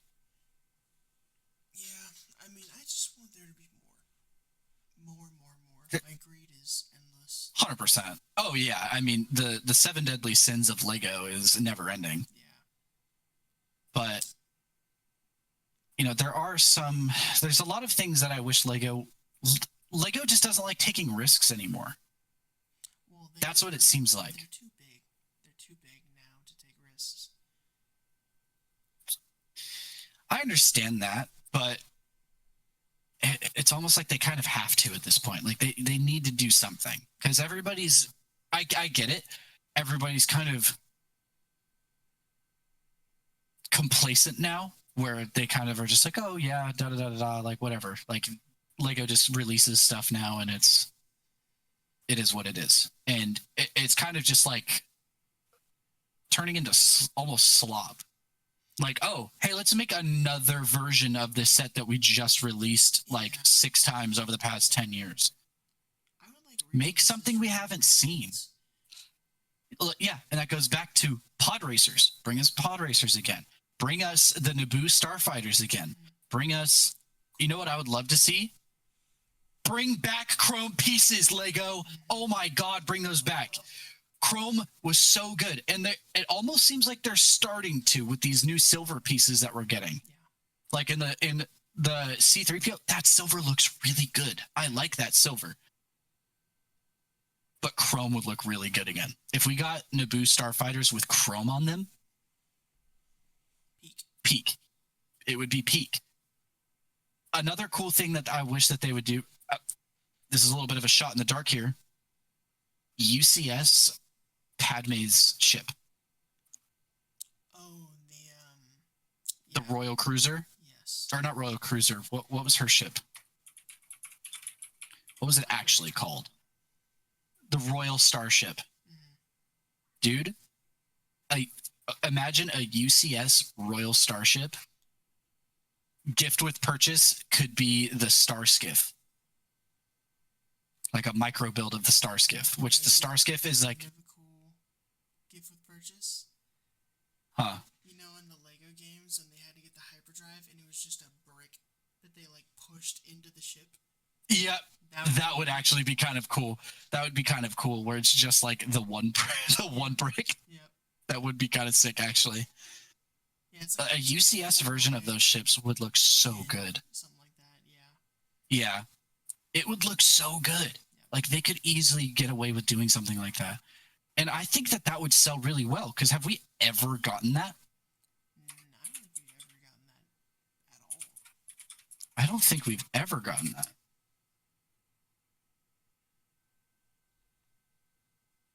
Ooh, we might have. It might have been a UCS set back in the day. Really? Yeah. I think it was back in the day. And it was pretty much. It was when we were kids. Well, either way. If this is real, this is either a mock or this is legit. Let me see.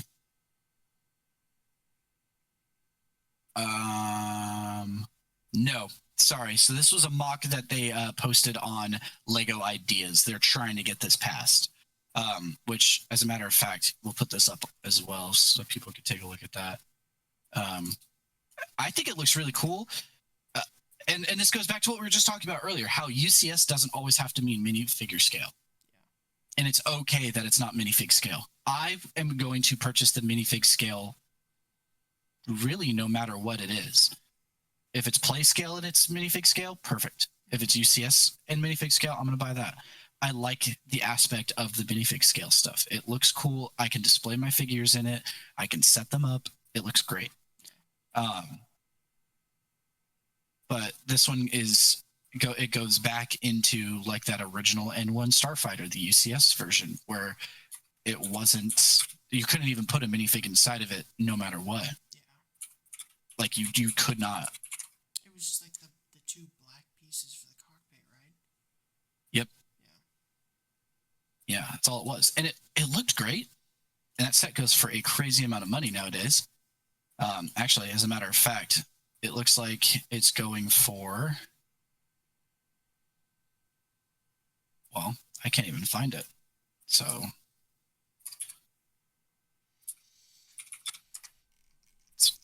here we go.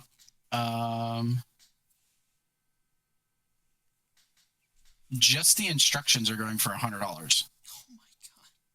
my god. Naboo Starfighter UCS. Take a guess on how much it's going for new. New in box? New in box.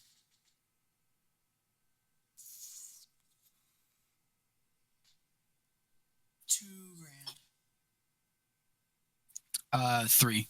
Dang, I was gonna say $3,000. $2,989 is the average price right now. Used average price is $500. The max price is $1,500. Last 6 months of sales, though, it looks like the max price for new. Oh, actually, there's only been one sold the last 6 months, and it was $1,900. Wow.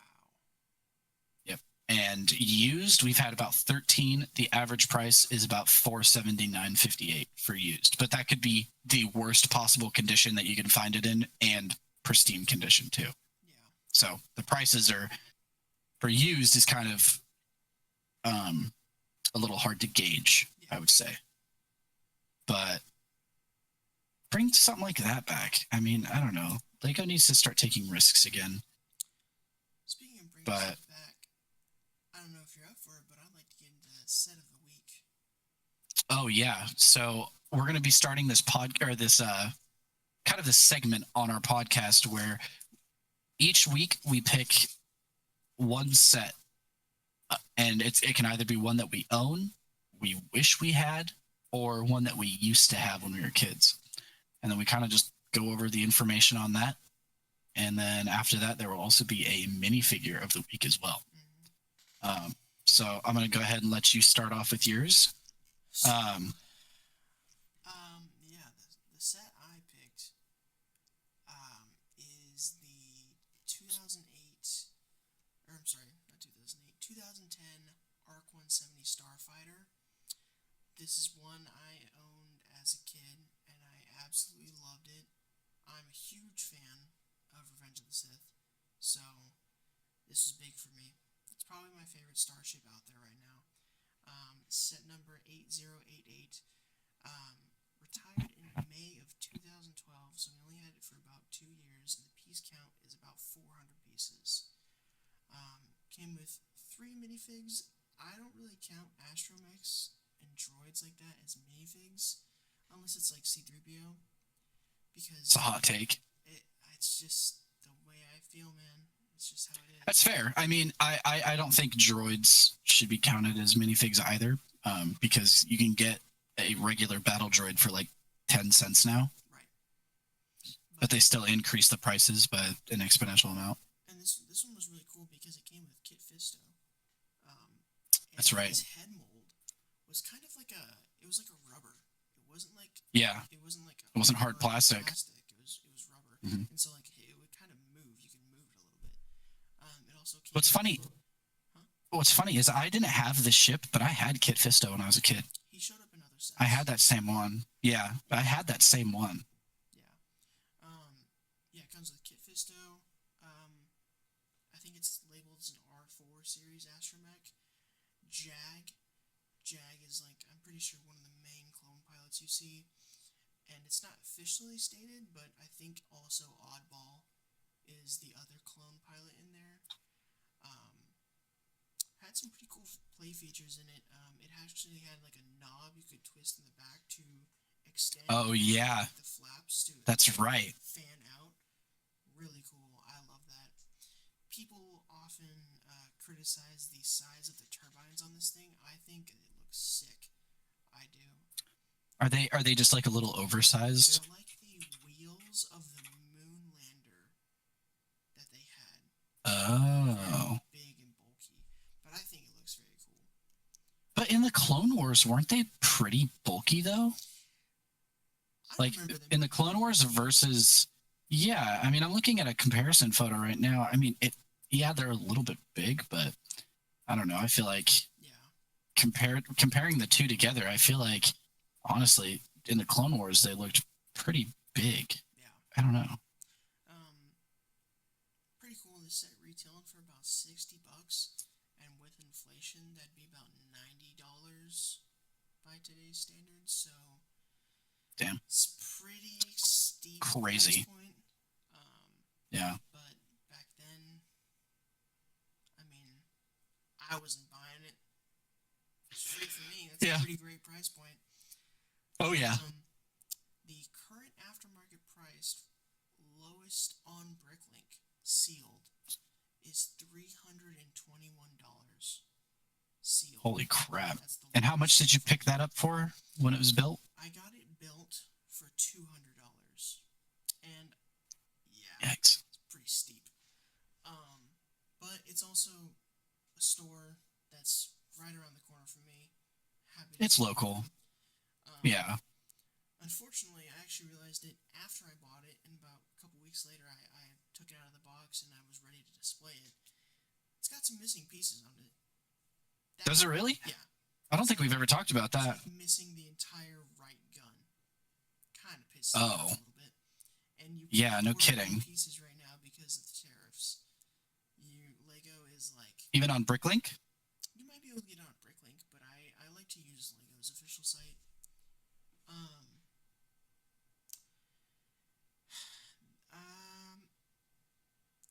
I think the ship was pretty good. You know, it captured the flow of it well. You got pretty much everything you wanted to see out of the ship. Like you had a movable rear gun and everything. I'd probably rate it as a 5 out of 10 build as a kid because it uses those rubber bands and not even bands. It's just I guess they're rubber bands. It's rubber bands, but it's to hold the wings to like actually close them. I remember that being a little bit hard for me as a kid. As an adult, it'd probably be like an 8 out of 10 to build, no problem. My minifig rating for them, I think for the time, probably an 8 out of 10.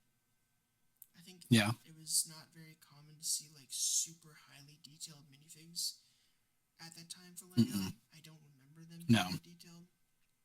Honestly, I'd almost argue that this is over detailed for the time because look at the helmets. The helmets are individual. The helmets are very, very well made. But by today's standards, I think it's like a 6 out of 10 because there's no I'd agree with that. Printing, there's no arm printing, which is but it's something to consider. Kit Fisto is nothing to write home about. He's got brown clothes. He's Kit Fisto. Yeah. He's Kit Fisto. There probably also wasn't any back printing on those guys as well. No, I don't think there was. I will say it is pretty impressive that they filled each seat in the ARC 170 though for the time. Yep. It is pretty cool. My overall rating for that set, probably a 7 out of 10 for nostalgia, but it feels like it's pretty not structurally sound when you hold it. Yeah. Like when you set it down on a table, I don't think it's gonna fall apart. But when I'm like moving it around and trying to like evenly extend the flaps, it's a little bit hard because the banding is weird. And those rubber bands are probably old too. Yeah, it's just an old mechanism that they had, and I just think it's a little outdated. But yeah, that's my set of the week. Yeah, it's a pretty good. That's a pretty good set, honestly. I mean, a lot of people have said that they would prefer to get that old one over the new one, which the new one looks good. I like how the new one looks, but the mechanism, and most people, it's always the mechanism of that little crank knob. Everybody's like, oh, the new one's missing that. Like that was like the best part of the old set.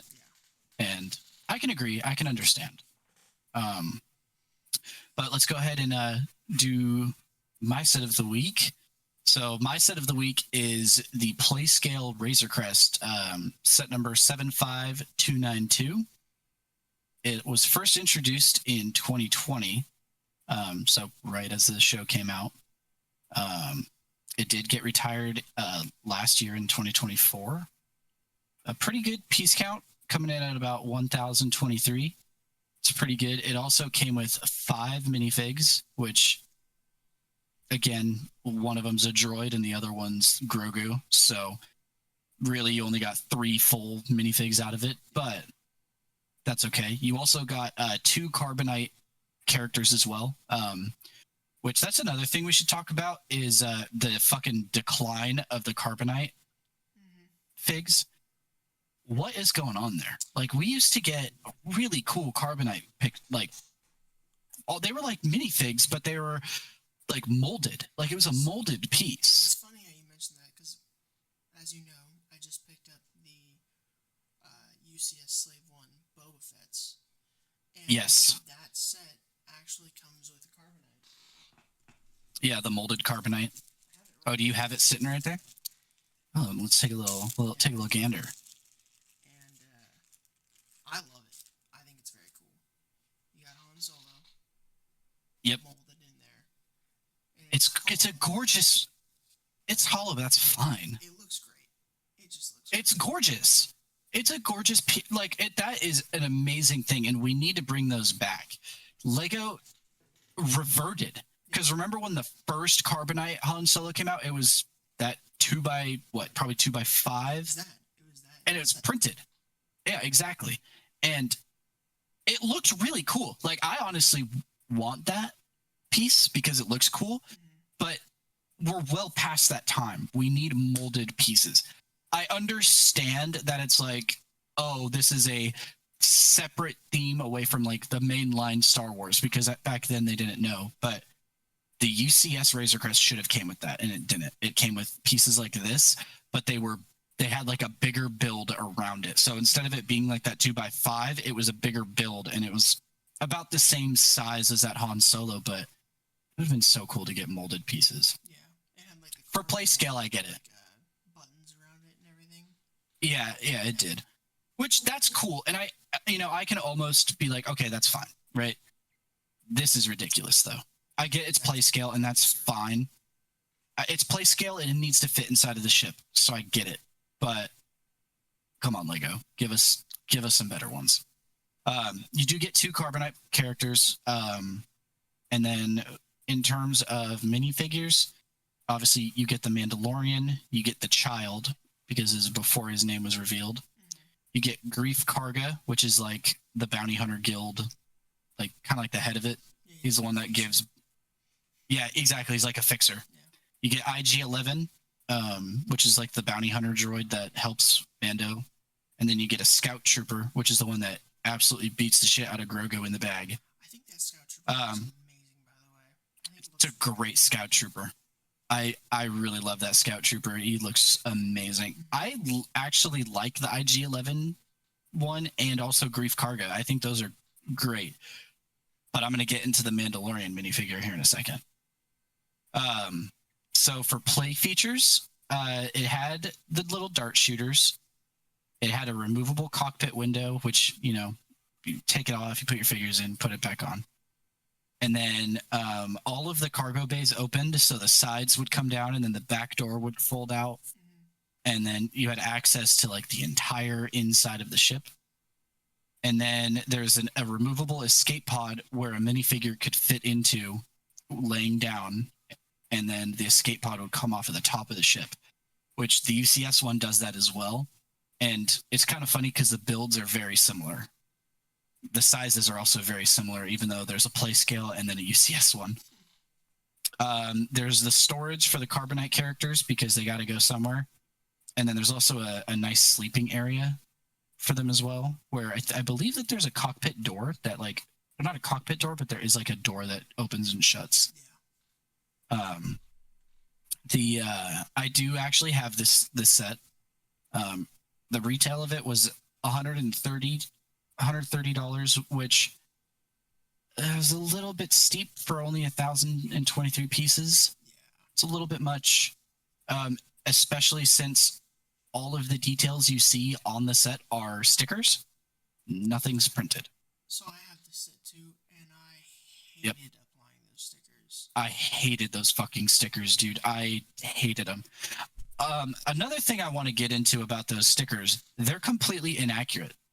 They're brown. Yeah, they're totally wrong. They're brown. Yeah. They're completely wrong. I'm wondering if this was concept art and they just like did the Lego set and then made the stickers, and then Disney went, oh shit, let's actually make those stripes yellow. Yeah. And it's like not even close. It's like a coyote brown. It's not even close. Yeah, but weird. It's definitely weird, but it's kind of, it's whatever at this point, right? I think that the ship's play features are very good. It's very nice to display. It's very easy to handle. It's not fragile at all. I mean, you can pick that thing up and shake it. It survived a move with the Daily Bugle falling onto it, and it actually didn't break. Like, I think maybe the Daily Bugle fell on top of it. So I had a very tall box, and the Razor Crest was at the bottom, and then I had the Daily Bugle fully built on top of it, which, not on top of it, but like next to it. Yeah. And then somehow in the move, the top of it fucking came down and landed on top of it. I was able to rebuild the Daily Bugle just fine. It didn't explode, but there was like 2 pieces that fell off the Razor Crest, and it was the engine pieces. They're like the little, like, which I want to talk about those engines here in a second too.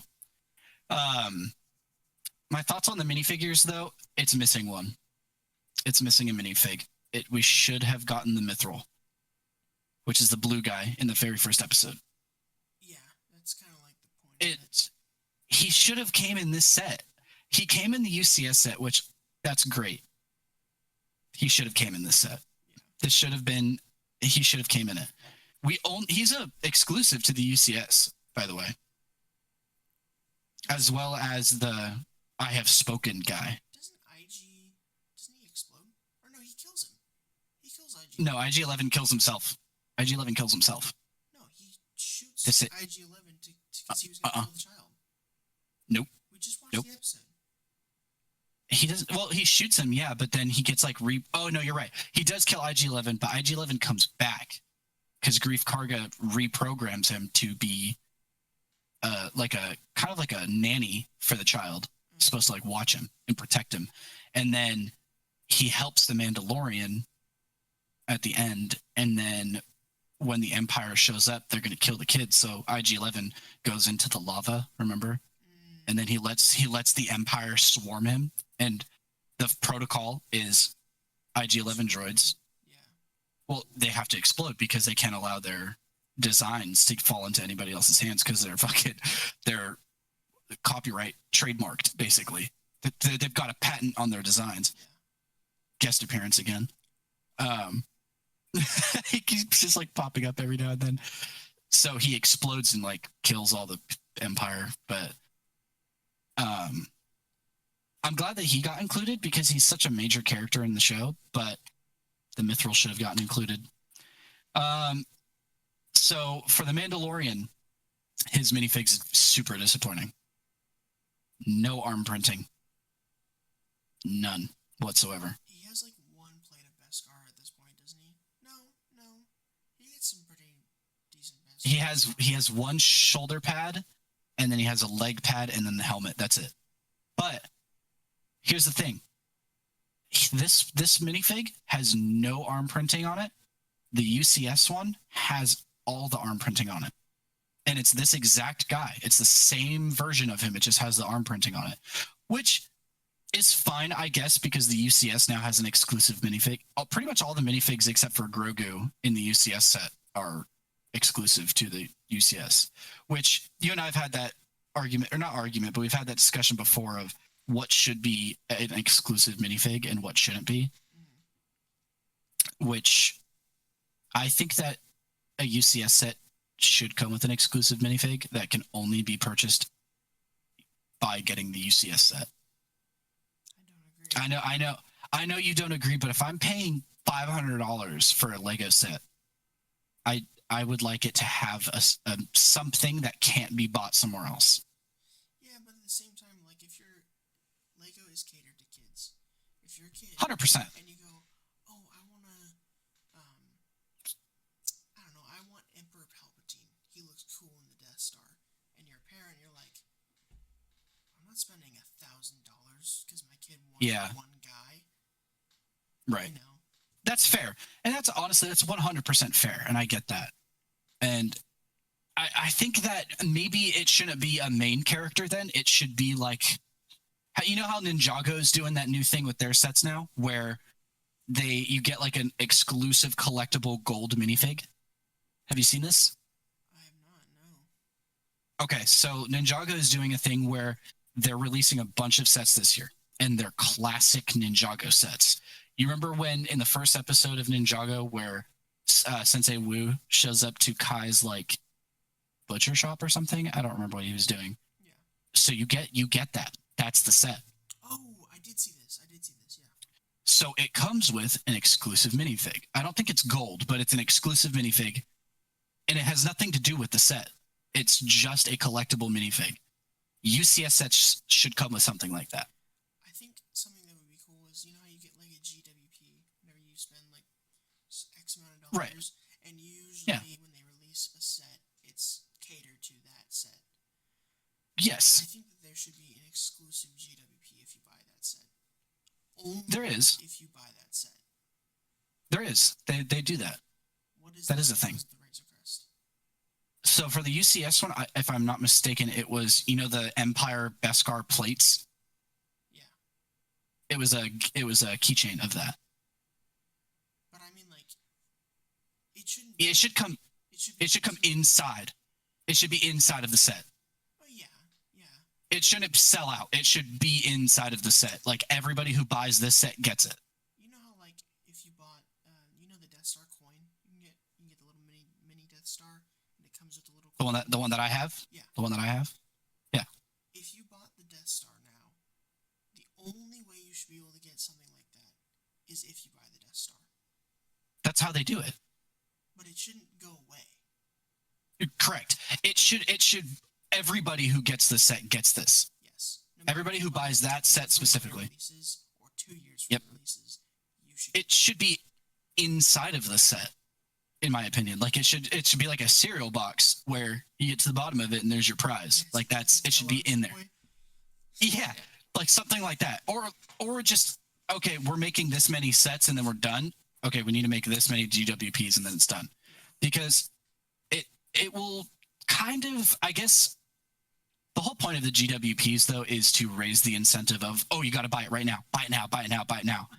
And then everybody does before a sale or something. So I get it, but there should definitely be something exclusive that comes with a big set that you're spending a lot of money on that can't be bought any other way, unless it's like a reseller, but fuck those guys. It should only the only way it should be acquired is if you bought that set specifically. And that's kind of I think that's maybe why I think that exclusive minifigs should be a thing. But maybe there needs to be like another minifig that maybe just doesn't have anything to do with the set, and that's the exclusive, or something. Or like you said, like a GWP, like maybe it's a keychain or a coin or something like that. Which like I have a bunch of the Star Wars GWPs. Like I have the Death Star plans. I have the X-wing one. It's like where you're inside of a TIE fighter and you drag the targeting system, and then it like locks on. That one's really cool. Yeah, have I not shown it to you yet? No, that's awesome. Oh yeah, it's pretty cool. I'll show it to you, and we can put some pictures up on the screen here too. So I'm sorry. It's like we did get sidetracked. Go ahead and do your what oh yeah, just no arm printing on the minifig. So it sucks. What's your overall rating of it then, build wise and of the set? It's gonna be a 6.5, honestly. I even though I love that set, my biggest issue with it is the engines, the front of the engines. Yeah, they look terrible. Why did Lego do it that way? There's pieces that can go around that are the exact size, and it would smooth it out and make it a round engine. Instead, they put these like the grommet pieces on there, or not grommet, like the toe pieces, and it's like, why the fuck did you do that way? It looks nothing like the ship now, which raises the question of, okay, was this concept art that they took and then made a Lego set out of it, and then Disney changed it later on? You know, that's kind of where we're at. Yeah, I don't even know why they attempted that style. Looking at it now. We are getting another Razor Crest this year, or not this year, next year. We are getting another play scale one. I don't get it, man. Well, so it's a new Razor Crest now. It's completely different now. So it's going to have, when I say completely different, it's the Razor Crest with more yellow on it now. So I'm hoping, oh boy, it actually looks terrible. I really don't like it. I haven't seen the Lego set yet, but the new Razor Crest. Have you seen what the new Razor Crest looks like? Yeah. It's the Razor Crest, but now it just has more yellow on it. It has like a yellow top now, and I'm not a big fan of it. I don't like it as much. Which yeah, so I'm gonna do a 6.5. I think the engine build looks terrible. Just very disappointing to be missing a minifig, which, you know, at the time I didn't care, but now I'm like, man, it really should have came with him. And then just the quality of Mando. I mean, I feel like he should have had arm printing. We were well past the point in time where we could have had arm printing. Yeah. You know, we should have had arm printing, but we didn't. So it's kind of where I'm at with that one. But 6.5 is going to be my overall rating. I still like that set. I still have it. It's sitting right over there. It's one of my centerpieces. It was like one of the first Star Wars sets that I got again, like getting back into Lego, because obviously, you know, there's a very big break between when I was probably like 13 till I was about 17, 18, where I wasn't really doing Legos as much anymore. But I got that set. I was very excited for it at the time. I really liked it. But now I'm kind of like, man, they could have done this way better. The standards have changed, especially after building the UCS one. I get it's not a UCS set. I get it's play scale, but the stickers, dude, come on. The stickers alone. They should have been yellow. Yeah. The stickers alone should have dropped it down to a 6, but I'm giving it a little bit more just because I had a lot of fun building the set, and I was very happy to get it at the time. So it's still going to get a 6.5 for now. The opinion may change in a couple years or so. Yeah. But that's it for that one. I have a pretty interesting minifig of the week, I think. You do? Might be one of my favorites, but I'll get into why it's not. So I chose Anakin Skywalker right after he turned to the dark side. Its first appearance was in 2012, set number 9494, Anakin's Jedi Interceptor. 2010. Retired in 2012. Apologies. So it's not his like yellow one that shows up in the beginning of Revenge of the Sith. It's a green one. It's a green Jedi Interceptor.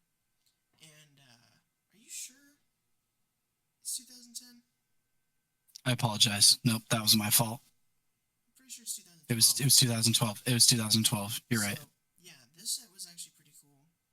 I'm not covering this set, but the set was pretty cool. And that was Yeah, you have the set, right? I have the Interceptor. That's it. Which kind of sucks. His current average price, brand new, is $29. That's the lowest price on Bricklink. Damn, that's pretty steep for him, honestly. But it is pretty cool. The only issue I have, I'd say the minifig is probably like an 8 out of 10, just because there's not a lot to do with it. He's in robes and like a tunic, so there's a whole lot to do with like arm printing or leg printing. They did do a little bit of leg printing, but not much going on there. The leg printing actually looks pretty cool on this one. So he has, is that dual molded legs or are those printed on? I believe they're printed on. I believe they are printed. Okay. Oh yeah, but you know the printing on it, it almost looks like the front like is waving a little bit, like the tunic. Yeah. It's kind of cool actually. I'm kind of a big fan of that. It looks really cool. The face looks cool. They did his face. They really got. Yeah, the face is gorgeous. He's a bad guy now, you know. Yeah. Bad guy. Bad guy, Anakin. He should have came with a hood though. I gave him an 8 out of 10. But I think it would have been a 9 out of 10 if they gave him like a cape. A hood would be cool too, because you do see. I think a hood would have been. Younglings. No, not the younglings. This is when he goes to Mustafar. That's what this set is based off of. Is when he goes to Mustafar to. Okay. I thought this is when he pulls up on. No, because this set I'm pretty sure featured the fight between him and Obi-Wan. It came with Obi-Wan. I'm pretty sure it came with like a medical droid or like the. What's the set number? 9494. This is a really cool set. Let's take a little look-see daisy. A lot of stuff. Oh yeah, no, you're right. It comes with Anakin, Obi-Wan, R2, a battle droid, and Gunray. Yeah, this is a very cool set. Oh, okay. So this is the Jedi Interceptor. This was the spare that he grabbed. Yes, it's the one that because his got messed up. Yep. That's right. The minifigs in this are really good. I like the green. The green is pretty cool, actually. Yeah. So. And then it has little droids that they fight on. Yeah, I think those are cool. A hood would have been cool along with a cape, because you get that cool shot of him like looking at the camera, and he's like super pissed off. With like the yellow eyes and everything, which he should have had yellow eyes at this point, right? Yeah, but like I feel like it's kind of hard to capture in a minifig. There is a yellow eye Anakin. Well, I mean, either way, I don't hate it. I don't hate it at all. No, I think it looks great. If it had yellow eyes or not. But granted, on Mustafar, his eyes changed a couple of times, because right after he kills the younglings, he gets the yellow eyes. Once he goes to Mustafar, those go away. He kills all those guys, and then he sees Padme, they go away. And then he doesn't get them again until after Obi-Wan cuts off his limbs. Because I feel like that's kind of like the teeter, right? The seesaw of him going to and from the dark side. Yeah. But no, it's a gorgeous minifig. It's a great pick. Pretty cool. I like it. Yeah, it's very good. Mine's a controversial one. I'm going to get hated on for this one. My minifigure of the week is the original General Grievous minifig. The first time he appeared was in 2005 with the General Grievous chase, set number 7255-1, which is the set where he's on his like unibike, and you have Obi-Wan chasing him with the lizard. He was also seen in the General Grievous Starfighter 7656-1, which that's the one that I own personally. And then he was only featured in one more set, and that was in 2009, and it was a Comic-Con exclusive. I checked the pricing on that recently, and it's ridiculous. So the current average price, brand new, is $175.38. And then it's $44.20 without his cape, because technically speaking, there's two versions. There's two different minifigs of him, one with a cape and one without. The one with the cape came with the General Grievous chase. The one without the cape is the one that came in the Starfighter. They're the same minifig. One just has a cape, one doesn't, in my opinion. So the one with the cape is $170. Very cool cape. Very cool cape. I have him without the cape, which I want to pick up the cape, and it's only $30. I say only, but it is $30 for the cape, and I may pick it up just to put it on him. My overall rating of this minifigure, which is going to piss a lot of people off, I'm going to rate him a 7. Pretty high rating for him, I know, but I'll get into why. I heavily prefer this arm style. I think this arm style for Grievous looks so much better. There's way more that you can do because the arms are independent from each other. So, I mean, I guess there's not a lot that you can do, right? It's a static pose. It's pretty static, but the newer Grievous, I don't like that the arm's attached to the arms. It's just like you turn one arm and now it just kind of throws everything else off. And I think that if they were able to make like a hybrid of this and the new guy, I think it would be perfect. What I would like to see is one like this with that same torso, or like a similar one that kind of incorporates all the other aspects of the newer one, right? So it has independent moving legs. You have the option for the arms to either be like that or in that pose, right? It would be really cool to see them bring this minifig back with some sort of printing on it, though. That would be really cool to see, because he doesn't have any sort of printing on it. But seeing that minifig with printing, because I would almost argue that this is the Clone Wars animated version of Grievous. And that's why, you remember the animated, like the original one? The original cartoon one? I would argue that's what this Grievous portrays really well, because this is before he gets like kind of like all hunched over. He's like very straight up and down. And the head sculpt really looks like that. It does. You know? Like that head sculpt kind of captures that. So I think that he looks really good. And that was the Clone Wars I remember when I was a kid. Like I remember watching that animated series, which obviously I watched the Clone Wars. Mm-hmm. But I remember watching that cartoon and seeing General Grievous and being like, whoa, that's a bad guy. Now that you mention it, he has no printing. He has nothing. No printing at all. He's just a mold. But it's funny because he gets away with it. Like he still looks good even without the printing. Yeah, I think it's because the head mold is really good. The head mold is gorgeous on him. Yep. He looks really good. I have him. Let's talk about the elephant in the room though, Byron. The lightsabers. The ones with the bubbles in it. You talked about this. What me what? I was gonna say you're a hater of those, aren't you? I didn't like it. I didn't like it as a kid. Yeah. I was like, it's not a lightsaber. They don't have bubbles in them. But it was. I found out it was just the way that Lego produced them, and it was just a product of their way of producing them. Yeah, there was really no way around it back then. They don't have that anymore. They don't, and also the colors now are better, I would argue.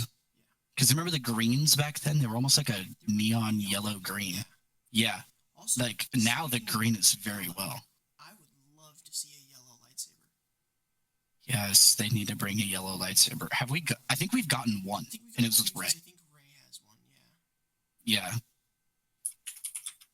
But Let's see. I don't know if Rey actually officially got one. I don't remember. She gets in the movie, I'm pretty sure. No. I mean, in Lego form. I don't know if she ever officially got one or not. I know that. It'd be pretty surprising if they didn't. That's like the big moment for her. I know, but I don't know if she actually ever did or not. Oh, okay. Actually, funnily enough, she did get her yellow lightsaber, and it was in the Advent calendar. Oh. That's where she ended up getting it. I don't know if they ever made a Lego of her with it. In which Advent calendar? Like, does it say? I'm assuming it was the 2023 or 2024. Okay. Amazon does sell yellow lightsaber pieces, which are probably not official Lego, but you probably could bring them back or use them. I mean, I don't see anything wrong with a lightsaber piece. Oh, actually, you know what? There is a piece for it. Lego part 30374. It's a trans yellow bar. So lightsaber blade / wand. But it was made back then with the bubbles. So kind of take some, you lose some. I never really cared about the bubbles being in the lightsaber because I would just imagine, oh, it's like the flickering of the blade, right? It's like the crackle of the blade. But obviously, if somebody goes, here's one with bubbles, here's the ones without, it's the exact same color, which one do you want? I'm going to pick the one without bubbles. Yeah. I mean, I'm going to. But I think that the Grievous that I have, and it's a really good way to tell whether or not everything he has is 100% original. Do all of the blades have bubbles? All of his blades had bubbles. Okay, so it's probably all legit. Yeah. So, like, it's the one I have, he's 100% original. Like, he has everything. That's pretty cool. Yeah, and obviously I have the Starfighter, which is completely assembled and everything, and I got it for a really good price. I got it for $30. Or no, I got it for $25, I think, and then I traded a minifig for it, and he also included, either my minifig of the week or your minifig of the week that will be announced later on another episode. We're not going to say it now. Okay. We're not going to say it now, but I'll tell you once we're done here. You know which one it is. Don't remember at all. It's one that you want that I have. Well, I guess I'll have to find out soon. Find out on another episode. Yeah. I think that about does it. I think that was pretty good. I think so. I think that's pretty good. We wanted to talk about. Yep. I don't know when this will be out. I'm probably going to do a lot of refining on this. But oh yeah. I like to keep it once a month. If not earlier than a month, but nothing more than I think, a month, you know what I mean? Yeah, no, at the very least, it'll be once a month. I feel like we talked for a very long time and we didn't really cover a whole lot. Yeah. I mean, there's I think that themes to go over too. There's so much to go over. And, this is just the start. So there's going to be a lot more that we go over, a lot more that we talk about. And, if there's any themes that you want us to check out or want us to review, we're also going to be doing like tier lists and stuff later on down the line. This is still very early on, so we're still figuring out exactly how we want to do this. This was kind of just our introduction to you guys. That's pretty much it. So if there's anything you guys want us to talk about, anything you want us to review, we're also going to be reviewing mocks as well. That is going to be another thing that we do. Yep. Mocks is going to be big. Minifigures, stuff like that. And, I think we should also look into if, like, there was ever themes that got, like, retired. Just done deal, which there's tons. Oh, yeah, Bionicle, dude. And Hero Factory, dude. Oh, man. Maybe that's what we cover next episode. Maybe we cover fucking Bionicle and Hero Factory. The viewers are gonna hate me for this one, but I was a Hero Factory guy. I was a big Hero Factory guy. More like knights and shit. Yeah, like, and they were more like, I don't know, like Bionicle's cool. Bionicle's very cool. I had a lot of Bionicle, but I had a lot of Hero Factory. And Hero Factory, because Bionicle started dying out and Hero Factory kind of kept going, Hero Factory kind of got all the new shit while Bionicle kind of stayed with all their old shit. Yeah. Like Hero Factory started, we'll talk about it next episode. We're getting into it. We're already getting into it. Yep. Right. But I think that about does it. That'll be it. Catch you later. Later.